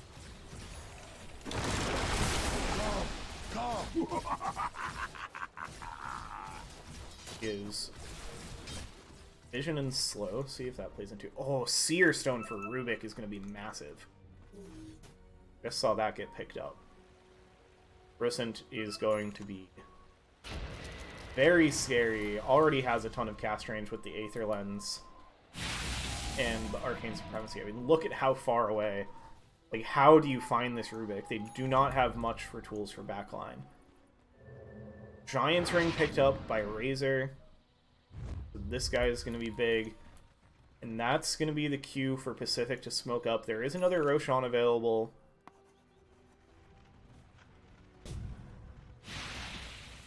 But it looks like they will not head over there. They're going to scan out the pit and see that KNGI aren't there. Looks like they're rotating up to where they think Kobe Beef is. They're going to see Alien Man and Banana, but dodge away with the Fallen Sky. Means that the Echo Slave doesn't hit anybody, and now the Wall of Replica from Rubik is down. Rezi's in on the back, trying to slow down these heroes, but not bringing out too much damage. Kobe Beef falling now too. JPC trying to escape away, has the Aeon Disc, but it's not going to be enough. Tusk will be the first to fall in this fight. Kobe Beef able to teleport away, and now Rezi is left all alone.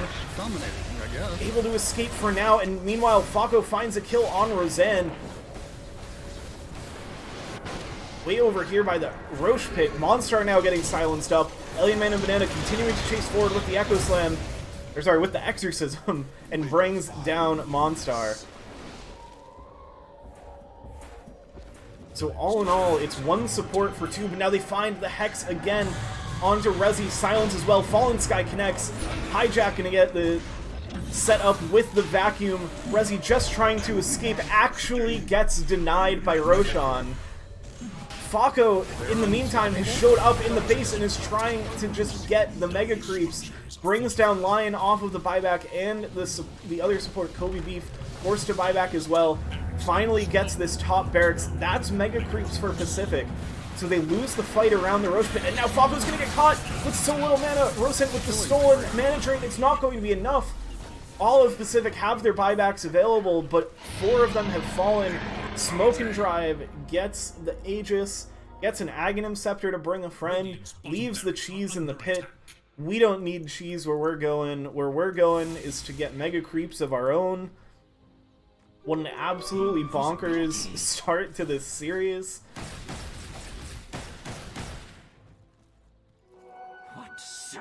The big thing now, the buyback cooldown still. Both supports of KNGI, no buyback available. If they want to push now, they do not have their Lion available yet.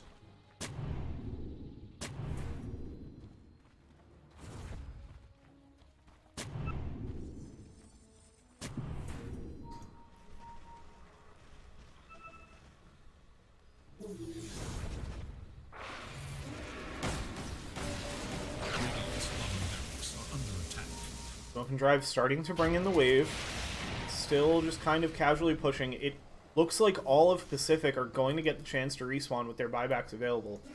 APC just a little short on the gold now, but should have that back up very soon.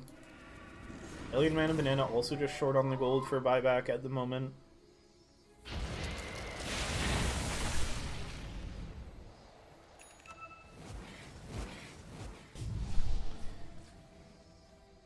The seeds of fortune. This game is so even now. It's actually a slight net worth lead in KNGI's favor, which is absurd.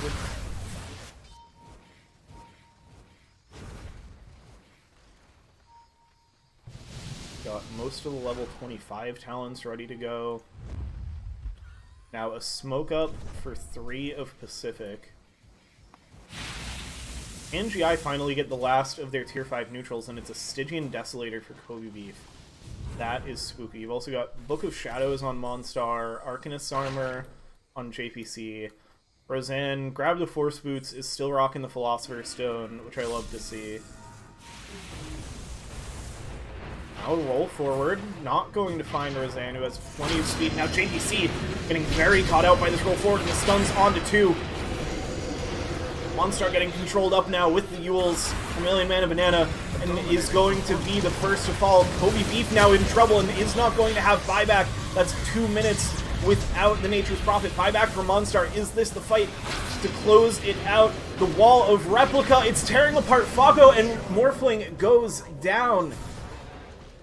And they still have an Aegis on the Terrorblade. How do you bring down these illusions? How do you bring down this massive demon? Now they continue chasing forward for more. Monstar's there with the Echo Slam to stun up Lion, and that is Lion dead for a minute and a half as well. Hijack gets kicked away as JPC tries to escape. Buyback comes out from Morphling. Pacific, they're going to have to commit everything. They get the fissure into the lift, into a stolen Earth Spike. They have so many stuns. Can he get the Sunder off? No, the first life goes down. Can they find another kill? They're all going to set up the immediate stun and the Hex. Can they finish off Smoke and Drive? Has the Invis to try to escape, but no, will fall again. Has to buy back. That is the Arcana giving us... I had not noticed that Terrorblade has a special Arcana buyback sound. It confused me so much the first time he bought back. So now, once again, it looks like this is Pacific's game, but they need one more fight to close it out. JPC is in so deep. Alien Man and Banana going to try to turn with the BKB, but gets kicked back into the team. Smoking Drive still doesn't have Metamorphosis, gets the mini Metamorphosis from the Shard. Spirit Siphon over onto JPC. The Echo Slam comes down. They bring down Terrorblade again. He's gone for 2 minutes. Pacific, can they finally close this game out? Almost 70 minutes in, they're setting up on Alien Man and Banana now. Has the Exorcism going, but kicked back again through the BKB. Meanwhile, Falco and Rezi, they're just teeing off on the towers. Death Prophet goes down. Tier 4s fall, and Pacific take game 1 in an absolute barn burner. GG called. What a start to our day. What a start to our series. What a incredible performance from both of these teams. Just absolute madness. Those final catches on the Terrorblade, that was just exactly what they needed for Pacific to finally be able to close out this game. They had the lead for so long, it looked like it was slipping away from them, but through the Aegis, they bring down the big bad demon and close it out. Alright, that is going to do it for our game number 1. I'm going to go have a quick break. We're going to give our players a quick break. Set up the lobby before I do. We will see you back shortly. Game number 2.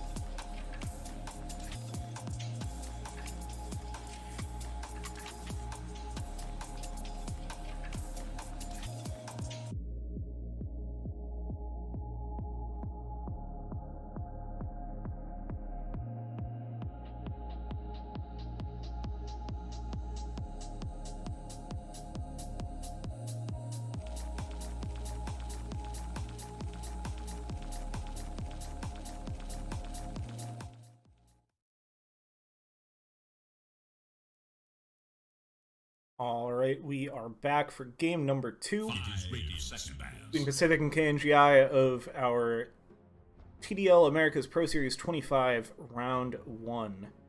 10 seconds remain. 5 seconds remain.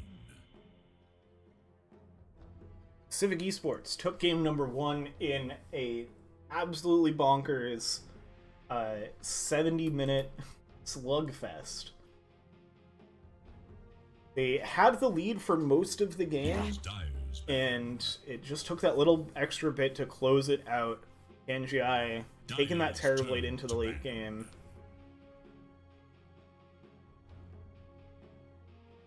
And able to really give Pacific a run for their money off of a strong start from them. So expecting another close game too. We've got the same sides of the map. KNGI had priority because Pacific had the coin flip in game 1, so this time KNGI took second pick, and Pacific chose to stay on Radiant. We'll see how this affects the draft. We already see KNGI banning out the Nature's Prophet that they prioritized on first pick last game.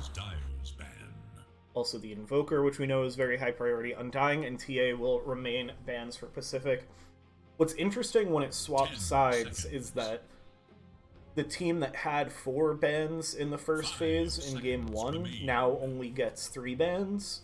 And so one hero that they banned out last game can get through unless the other team bans it as well.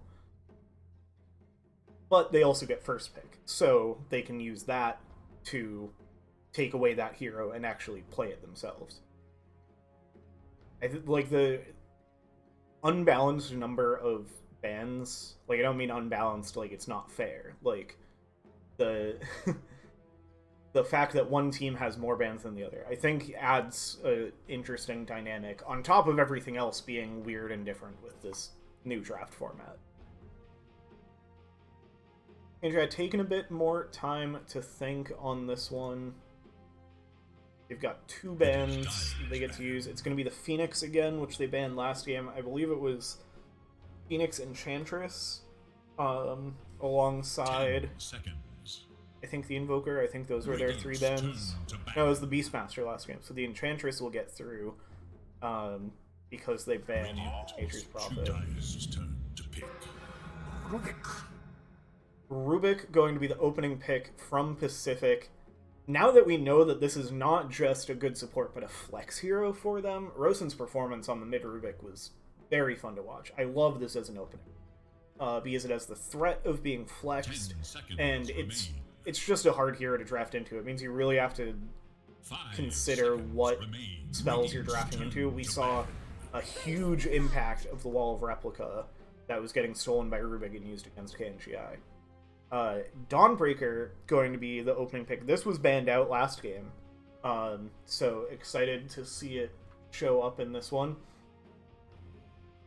10 seconds. Also a bit of a flex hero. You can see it most often in the off lane, but definitely works as a support. I don't know if it's getting played much in the mid lane. I know that's been possible, and we'd even seen carry Dawnbreakers when he first came out, but I don't think we're seeing it much higher of a position than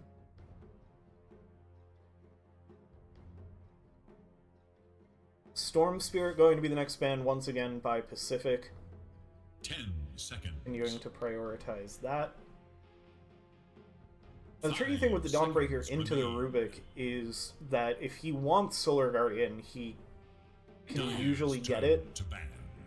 If he sees the Dawnbreaker flying away, he can always steal it. If the Dawnbreaker flies in, she has to be very fast to cast a spell.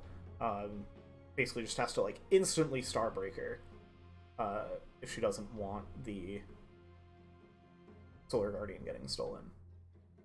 It was one of the TI Qual matches yesterday I was watching that there were a lot of Rubik Solar Guardians. 10 seconds. I believe. Yeah, Storm Spirit Quap's still going to be the bans by Pacific. And then Morphling banned out. So not going to be a repeat of the carry morphling for Pacific. I think that alongside the Rubik was definitely a scary duo of turning. It's going to be the Silencer. I really like this. This is basically to protect the Dawnbreaker pick, because Silencer is really devastating for a Dawnbreaker to play into. They didn't want to ban it, they wanted to play it, and because they're on second pick, they get the first pick in this phase. And so similar to first phase, it works as kind of an extra ban that you get to use. 5 seconds remain. Also is going to be a good, like, if they want to put this Rubik mid, Rubik's game is going to be harder trying to play into this Silencer. So this is a nice little pickup. Also picking up a support at this point. You don't show your hand, and now Pacific has to answer with 2 more heroes that is going to sort of show their hand. Yo, what up, 023? Thank you for the follow. I really appreciate it. I hope you're having a good day, enjoying some fun Dota. We're going to get Clockwork picked up by Pacific. Most likely going to be played in the position 4 role, so maybe suggest that we're going to see a mid Rubik again. But Rubik is also happy to play in the 5. I guess we've actually been seeing a lot of Clockwork position 5 because he likes to play with a ranged 4 in his lane, and there's not a lot of ranged offlaners that are popular right now.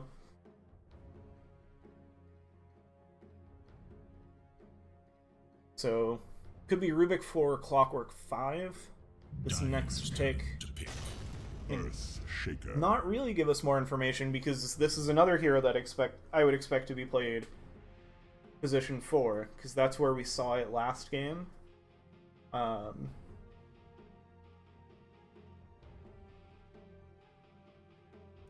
seconds. Yeah, so Pacific going with a pretty similar draft, replacing the Tusk with a 5 Clockwork. seconds. Gives them a good tool for getting on top of the Silencer. This is definitely setting up for a backline. I feel like the Clockwork Earthshaker is probably your support duo, but you could definitely see the Rubik and Earthshaker flip. I think that's kind of Pacific's draft strategy in both of these games. Like, I think that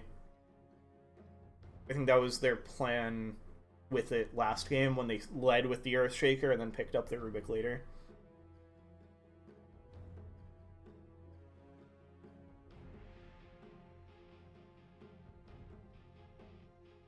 KNGI, 2 more picks to come. It's going to be Skywrath Mage. That's going to lock in your Dawnbreaker as a core, most likely, but it could be a mid Skywrath.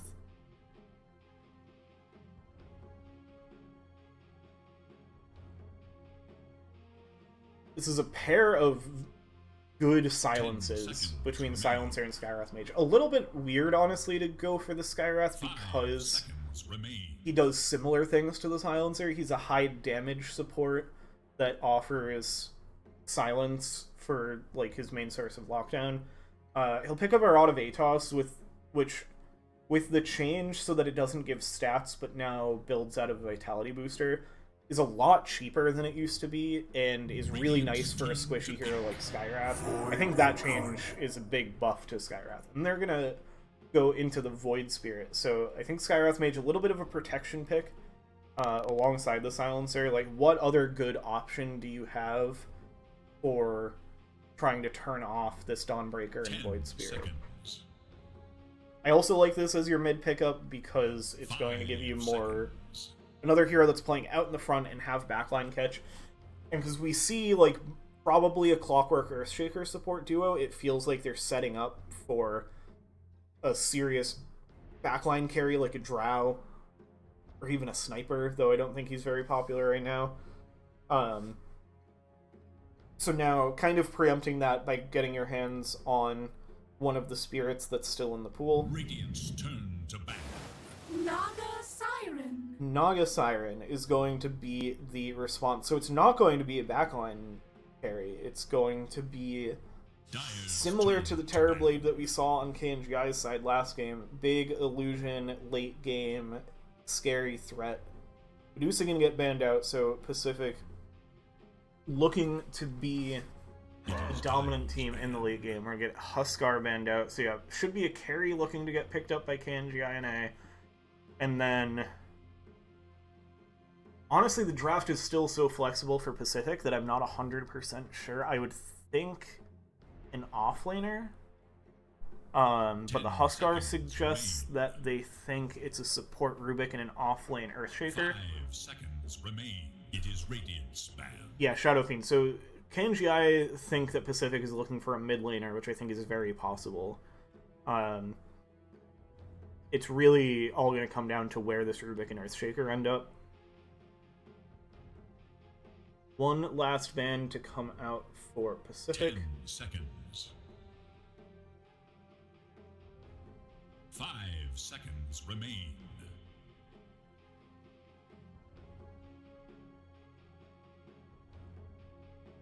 Still a good chunk of reserve time to work with for Pacific. KNGI just about out, so they're not going to have much extra time to think about how they want to respond to this final pick.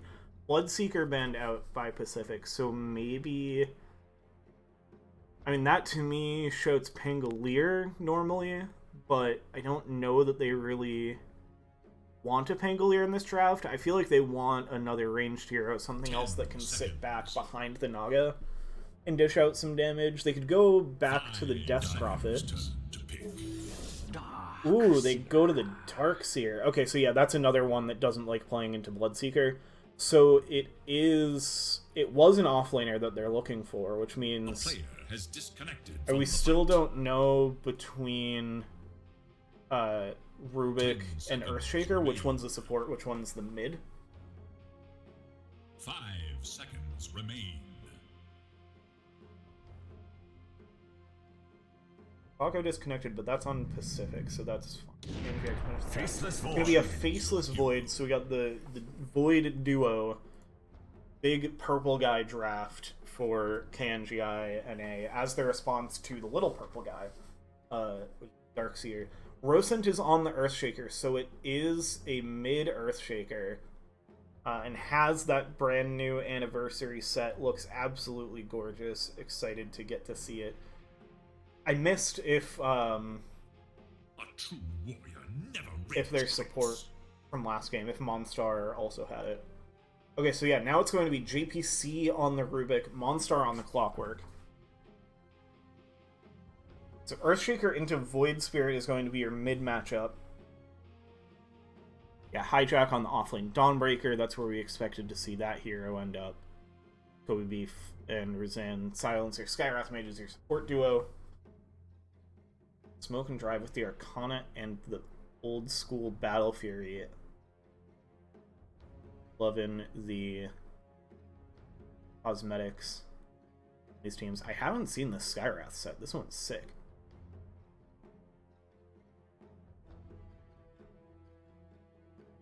As far as who I think I favor in the drafts, that's a tough one. It feels pretty even overall. And these are big, like, late game options. I'm trying to... What do they have for damage into Chrono? They have pretty big damage into Chrono. They've got the Solar Guardian follow-up. They've got the Mystic Flare. Yeah, I like this draft from KNGI. I think the Faceless Void really snuck in there. That's a good option. It's a little awkward for the Void Spirit to play with, but he can at least set up remnants around it. An ephemeral masterpiece.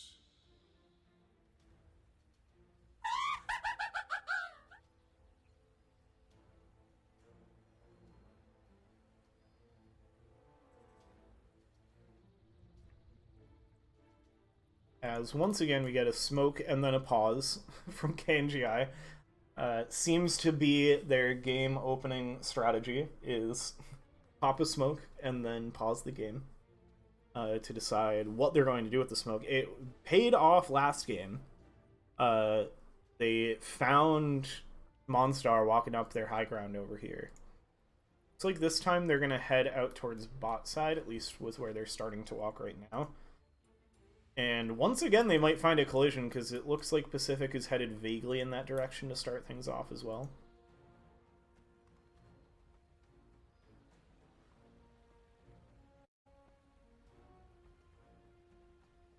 August Siren planning to go right into some Wraith Bands with this starting build. No regen. Quelling Blade, most of 2 Wraith Bands, the rest of the 2 Wraith Bands queued up. Love that starting item set, because it's very greedy. So is this... Monstar was the 4 last game. You've got 2 melee side laners. Well, all your cores are melee for the side of Pacific. Rubik's your only ranged hero. So we'll see where they're going to put the Rubik for the lane.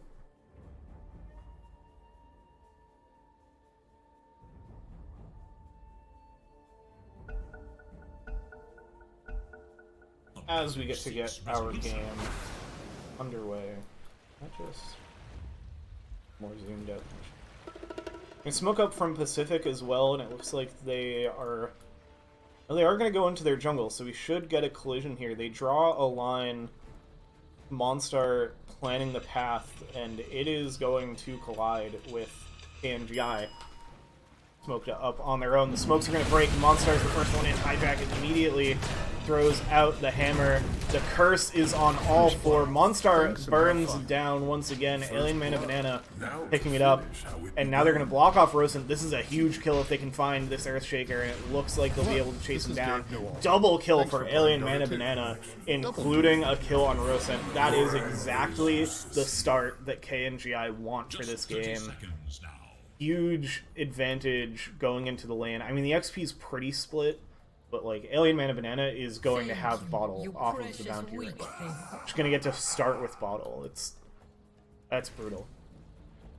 The first blood and the double kill goal.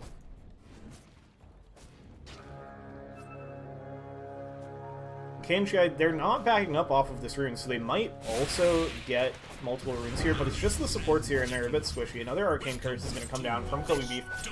Standing on top of the rune, Kobe Beef is going to get it. It is 3 runes for KNGI, and they're going to survive. Both supports really digging deep into the resource pool, but it pays off as they get 2 kills and 3 bounty runes. They are starting this game with a 1k net worth lead.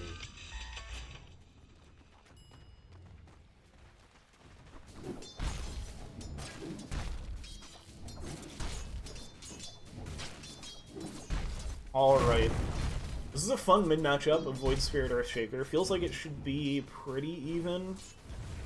I feel like a little Void Spirit favored. Also, this squaring up of the new cosmetics. Void Spirit has the anniversary set as well. Love to see it. Teams have been grinding their pubs, getting those wins. Monstar gonna do some creep shenanigans. Can drag this wave all the way back behind tower. Smoke and Drive gonna do the same thing on their side, so everybody's just gonna farm happily behind their towers. Roseanne falling low down here. The Fade Bolts of JPC. Kobe Beef wants to try and contest this farm, is going to spot this courier out too. Now Monster is going to show up behind and now could be in a little bit of trouble. The Ion Shell, as the courier does go down, they have Blood Grenade, and Arcane Curse will not be enough to survive the combo of Battery Assault plus the Ion Shell. But at least Smoke and Drive is over here getting solo XP. Mid Rosent falling low. The Remnant doesn't find the stun. Bot side, chasing out towards Pacific. Hijack with the body blocks. JPC getting brought low. Starbreaker saves himself with the lift. Is actually going to walk away from that. What? Roseanne wants this. Roseanne is not willing to let JPC get away. JPC has another Fade Bolt, but is going to miss Hijack. Sorry, not Hijack. Is going to miss Roseanne, actually able to dodge it. I cannot believe JPC lives there. Topside Kobe Beef still getting absolutely menaced by these Ion Shells. Mid, yeah, definitely starting off in favor. Hits the Remnant this time on Rosen, who's low on mana. Going pretty low, and Alien Mana Banana has plenty of health in the tank. Person getting so low, but is going to survive for now, and has some bottle charges to heal back up. Topside KNGI finding a bit more space in this lane. It's actually Earthshaker out ahead in last hits. And XP, and is actually going to steal this water rune. Is that both water runes? No, Alien Mana Banana did get the other one. Nothing too catastrophic.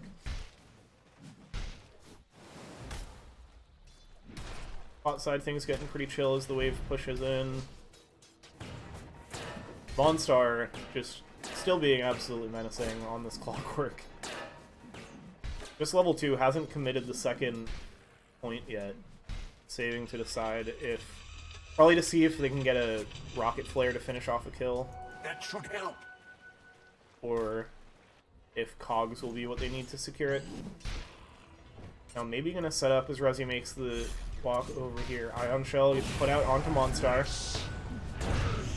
Arcane Curse comes back the other way. Now Monstar is the one taking the damage as the hits come out from Kobe Beef. Has a point in the Glaives of Wisdom. Pure damage getting burned down, but Monstar has a salve, is going to be okay for now. They are all doing this behind the tower, so they're getting some good creep damage in there. Or Pacific. Water Rune's going to get split again. Still playing under this tower, the vacuum into the Ion Shell. We're going to get a rotation from JPC, but it's going to be matched by their teleport of Roseanne. Kobe Beef goes down. They get what they came for. Can Monstar get away? Has the Blood Grenade ticking down, but I think is going to survive. JPC now getting a little low, but they get the lift back onto Roseanne, chasing down still with the Ion Shell. So much damage coming out in the Fade Bolt to finish off the kill. Monstar and JPC are so low.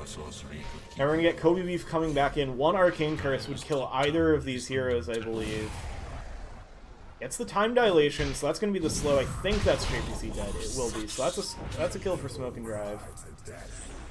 As the chaos immediately continues after our crazy game 1. These teams are playing a very active start to this game.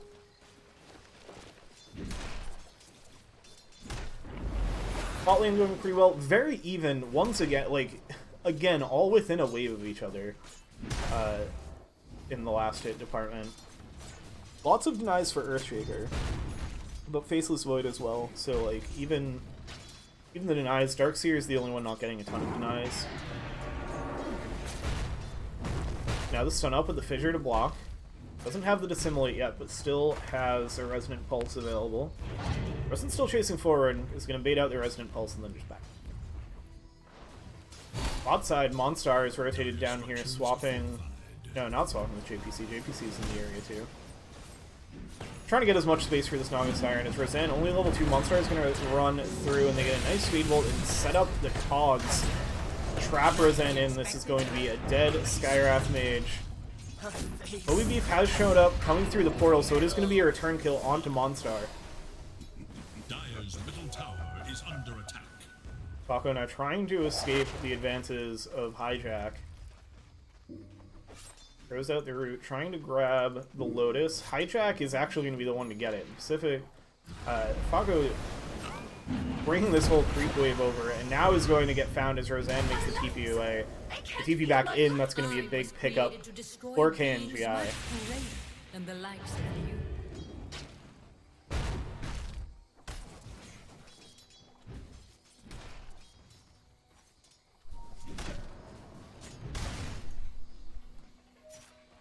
But Wisdom Rune's spawning soon, so Monstar is going to set up over there nice and early.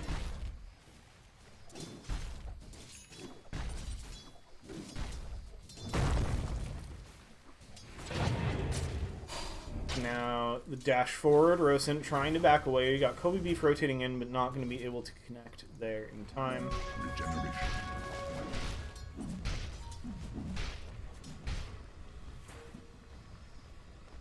Now everybody just kind of chilling and farming.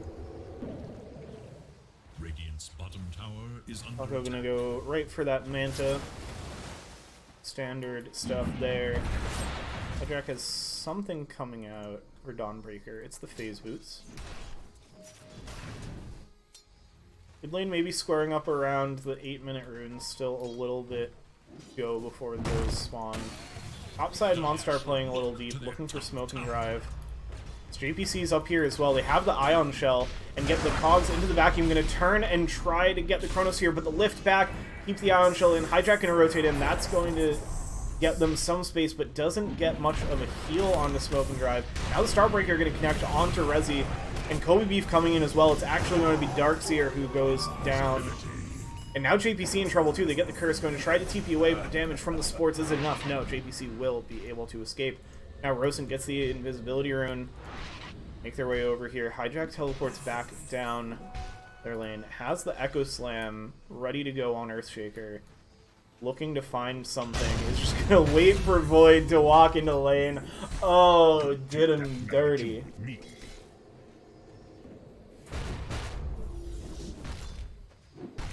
Oh, just deletes Smoke and Drive off of the Invis room with the Echo Slam. What a rude way to kill the carry. Dire should look to their top tower, eager to know Dire's whereabouts. Radiant should look to their bottom tower.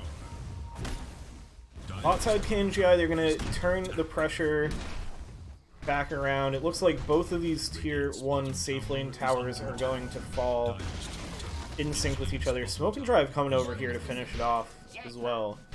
So a lot committed down here. Rosen farming up on the Dire side. Everybody just kind of keeping to their sides. Alien Man and Banana getting left alone in the mid lane for now. Switch over to network, check it out. Hijack up at the top, but very even across the board. Everybody around that 4K mark for the cores and the 2K mark for the supports.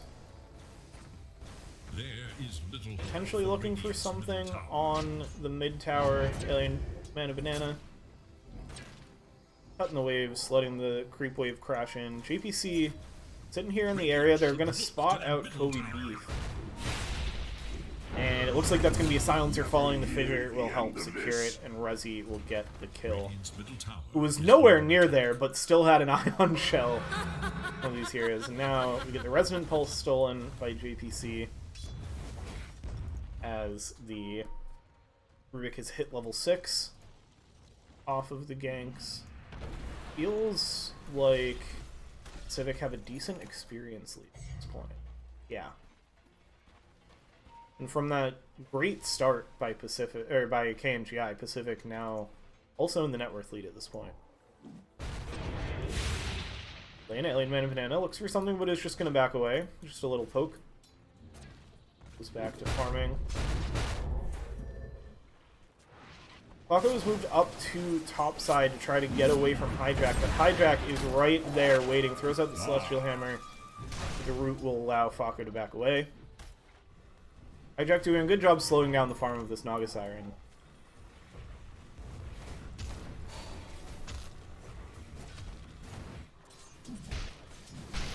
Smoke up, and it's going to be another Echo Slam on top of the creep wave. You can't keep getting away with this, Rosen. Oh, it's brutal. This has got to be so tilting for Smoke and Drive. Dying exactly the same way twice with these Echo Slams and the creep wave.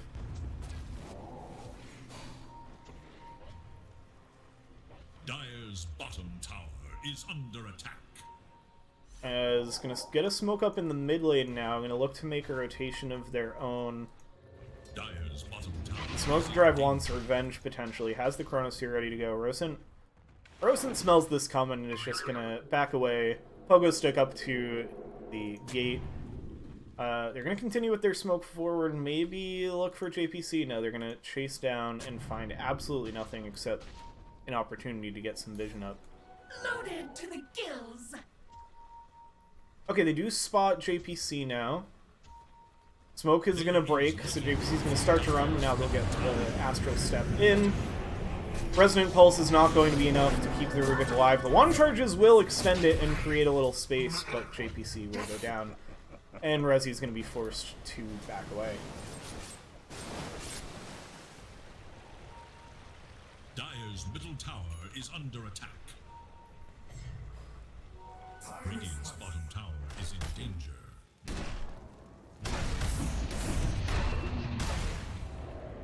Hijack has the Echo Saber finished, so going for a more damage-focused build.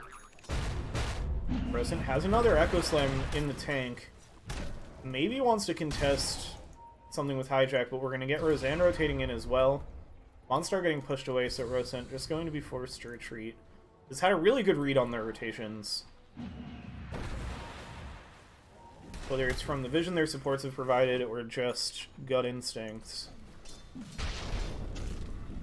Outside Resi is going to find the D-ward he got off of the smoke. And that things will be pretty chill now.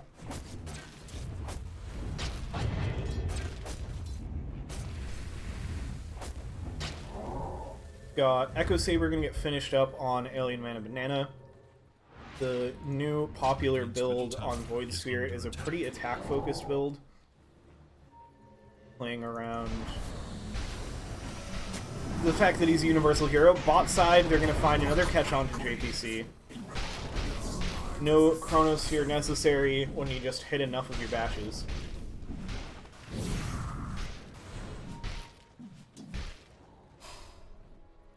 Overall, still staying pretty even. Both sides finding some kills.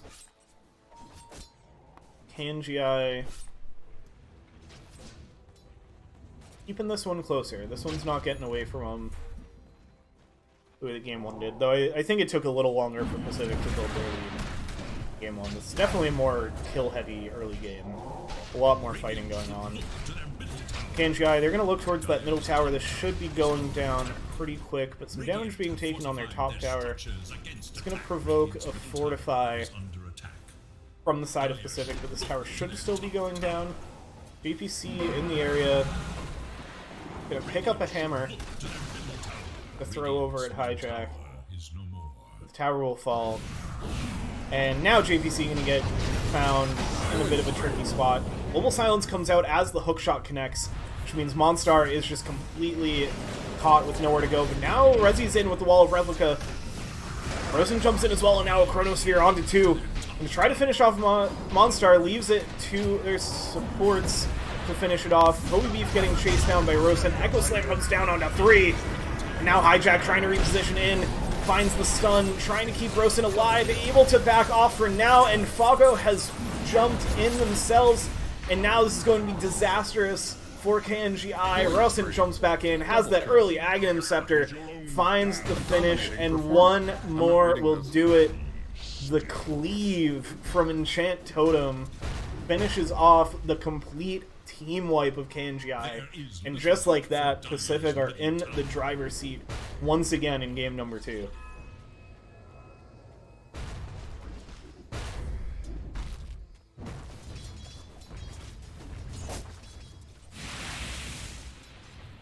This game had been very close with all the back and forth fighting, but that was a massive fight. Everybody from Pacific showing up exactly when they needed to. And Rosen really getting away with murder there. Came so close to going down, but able to pick off those last 2 kills. JPC getting some deep vision, is going to be found by Alien Mana Banana, but has a haste rune, is going to steal the Void Remnant. Has the potential to throw one of those back the other way, and now they're going to get the setup onto Monstar. Will ultimately decide to back away. Fago not far away either if they want to look for something. I'm sure this Naga Siren is much happier just continuing to farm away over here. Rosen trying to finish off the mid tower. Kobe Beef looking to discourage that from continuing. Probably just going to secure this deny off of the Fortify. Meanwhile, top, they're going to find a catch onto Smoke and Drive. That's a huge pickoff, bringing down that Faceless Void. Alien Mana Banana will be forced to back away. The rest of KNGI kind of setting up around this now, and Alien Mana Banana is going to initiate in. Doesn't quite hit the Astral Spirit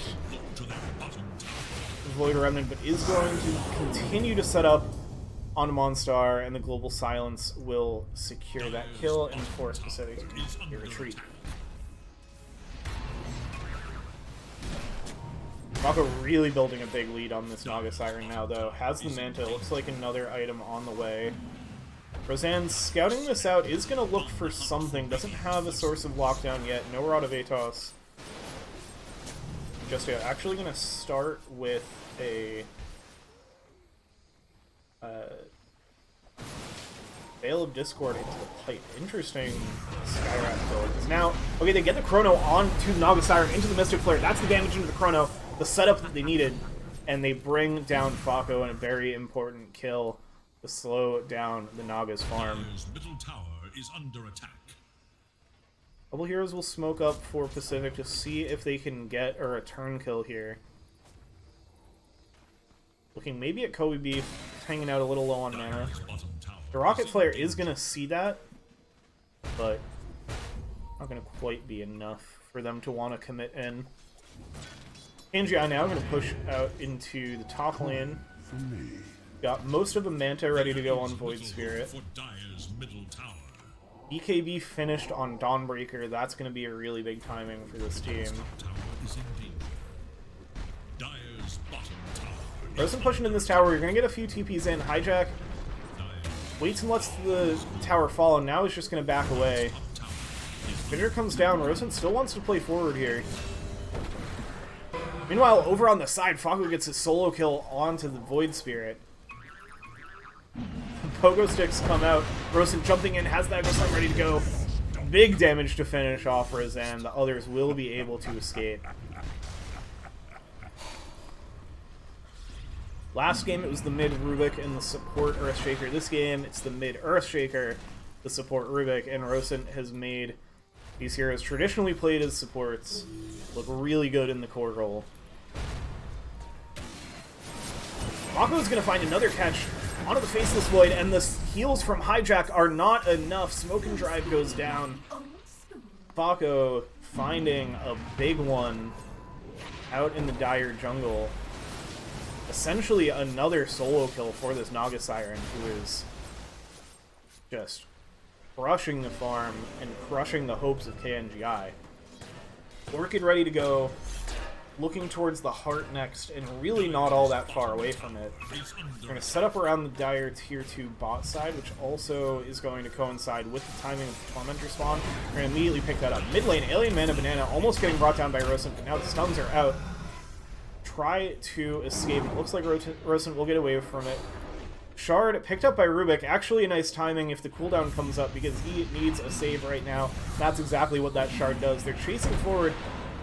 You get the jump with the Celestial Hammer and the Silence. It looks like JPC is going to fall.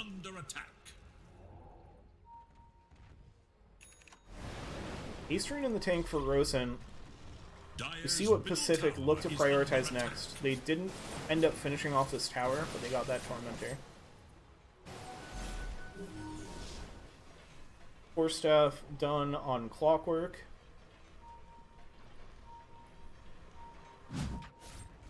And it's off.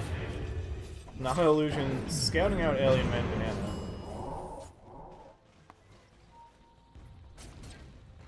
Now the smoke up. There's a ping there. I don't know if they actually had vision of that smoke. It looks like you're not going to look for much off of that. Meanwhile, Naga can just delete a Roshan, and they're going to give the Aegis to the Earthshaker, because Naga looking pretty hard to kill at this point. They'll prioritize it to their mid laner. I think we see a lot more often, especially for the first Aegis, because your carry doesn't really want to fight too much right now, would rather just keep farming as the hookshot comes in and connects onto Hijack.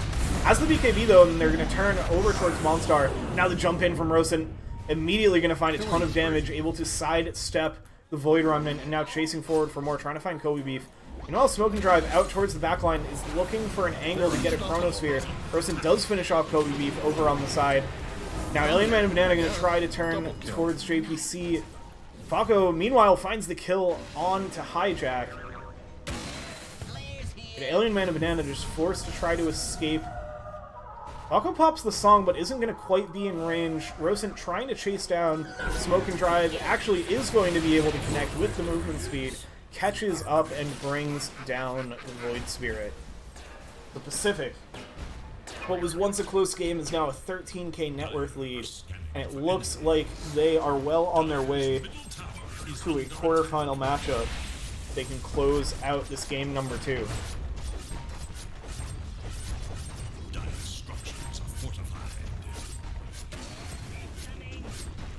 I mean, another tier 2 falling. Actually, the first tier 2 to fall. The others were getting pushed in, never found it. And it's going to be right up into the high ground. They've still got the Aegis on the Earthshaker. It's still 10 seconds before Void Spirit's back up. They get the Silent and the Net into the Fissure. Kobe Beef is going to get deleted, and this tower is soon to fall alongside him. Void Spirit has respawned, so maybe they have a step in here. He's going to get the Astral Step, and now the jump in immediately silenced, so it's a little bit of a tricky spot. Now the Chronosphere out onto 3, follow-up from Hijack to stun and continue it and get the heals, but nobody has fallen yet. Alien Man of Banana is actually the next to go down, and it's a wall, and now a Skywrath cleaned up. Vacuum back. Is this just going to be the game? Where did Pacific come from?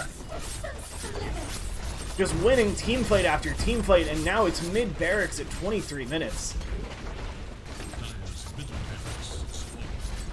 The train has no brakes of Pacific Esports. They are rolling through. They're hunting for more. They've got still 2 minutes on this Aegis. They've found so much already, and it has not had to be spent. And it feels like, I don't know if this is just where Falco wants to farm anyway. They're going to set up around this tier 2. So Smoke and Drive is going to be safe over here. Has the Midas, has the Maelstrom, and BKB just trying to get enough to be able to deal with these illusions, but it's so hard. Dire's top tower is Coming in. That will be the second tier 2 tower falling. Falco going to continue pushing up into the high ground. Rosin jumping in. They get the vacuum back, and just huge slam, the slap of the enchant cone. It's going to be a buyback from Roseanne. Try to hold their base as much as they can. Smoke and Drive looking for an angle, but still almost a minute left before Chronosphere is available again. Roseanne hiding off in the trees. Such an awkward spot for Smoke and Drive, just waiting it out. Nothing to do. Now the zip forward from Monstar. Oh, okay, it's actually a connection issue for Smoke and Drive, not just biding their time over there. Well, Skywrath is very dead, and that's going to be a dieback. Kobe Beef has already fallen.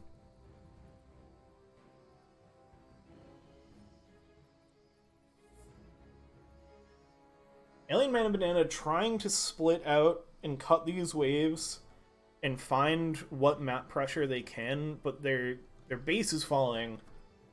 Their hopes of continuing on is a little at risk right now. Smoke and Drive will be able to reconnect. And they're just going to go right back into it. Alien Man and Banana unpausing. Hijack pops the BKB, taking a ton of damage from these illusions. Smoke and Drive just going to TP back over to base. Rosen forcing Hijack back into the fountain. Alien Man and Banana still trying to cut these waves, but they have plenty of creeps and plenty of illusions to take down these barracks. Rosen with the Shadow Blade for the big hits off of the Enchant Totem. Hunting for more. Hijack going to step forward, trying to clear out some of these illusions. Rosen will quickly pop the ranged barracks, and that is a second set of barracks. Just 25 minutes now. Alien Man and Banana, they do try to push them out, and will just be forced to TP away.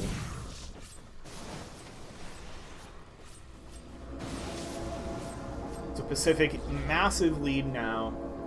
Just looking to close things out, and is there a path back into this game for the side of KNGI? I think if there is, it's a few fat Chronospheres that they're going to be looking for.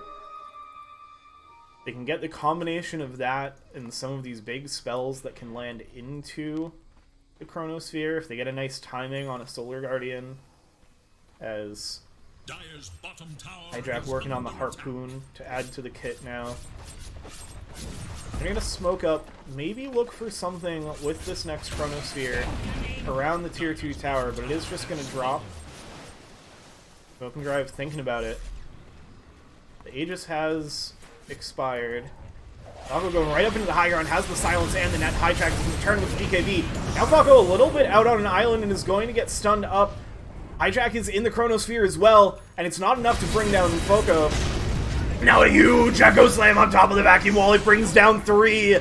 Rosen has been absolutely menacing, and Hijack just calls it GG. KNGI is done. Pacific are going to move on to the quarterfinals. After a 70-minute slugfest, it is a sub-30-minute stomp by Pacific.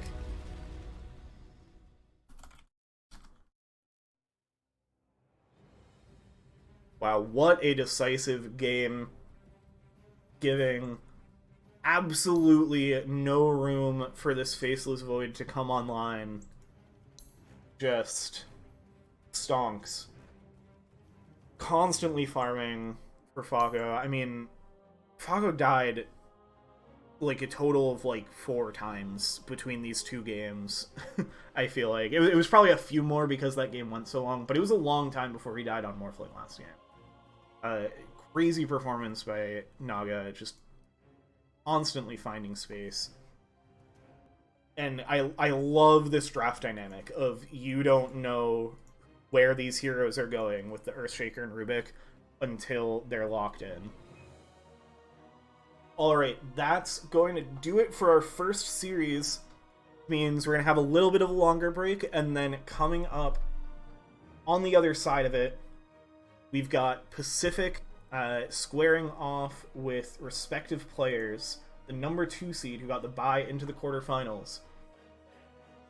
They're a very scary team, got some absolute all-stars on that one. I'm excited to watch that series. We will be back with that in a little bit.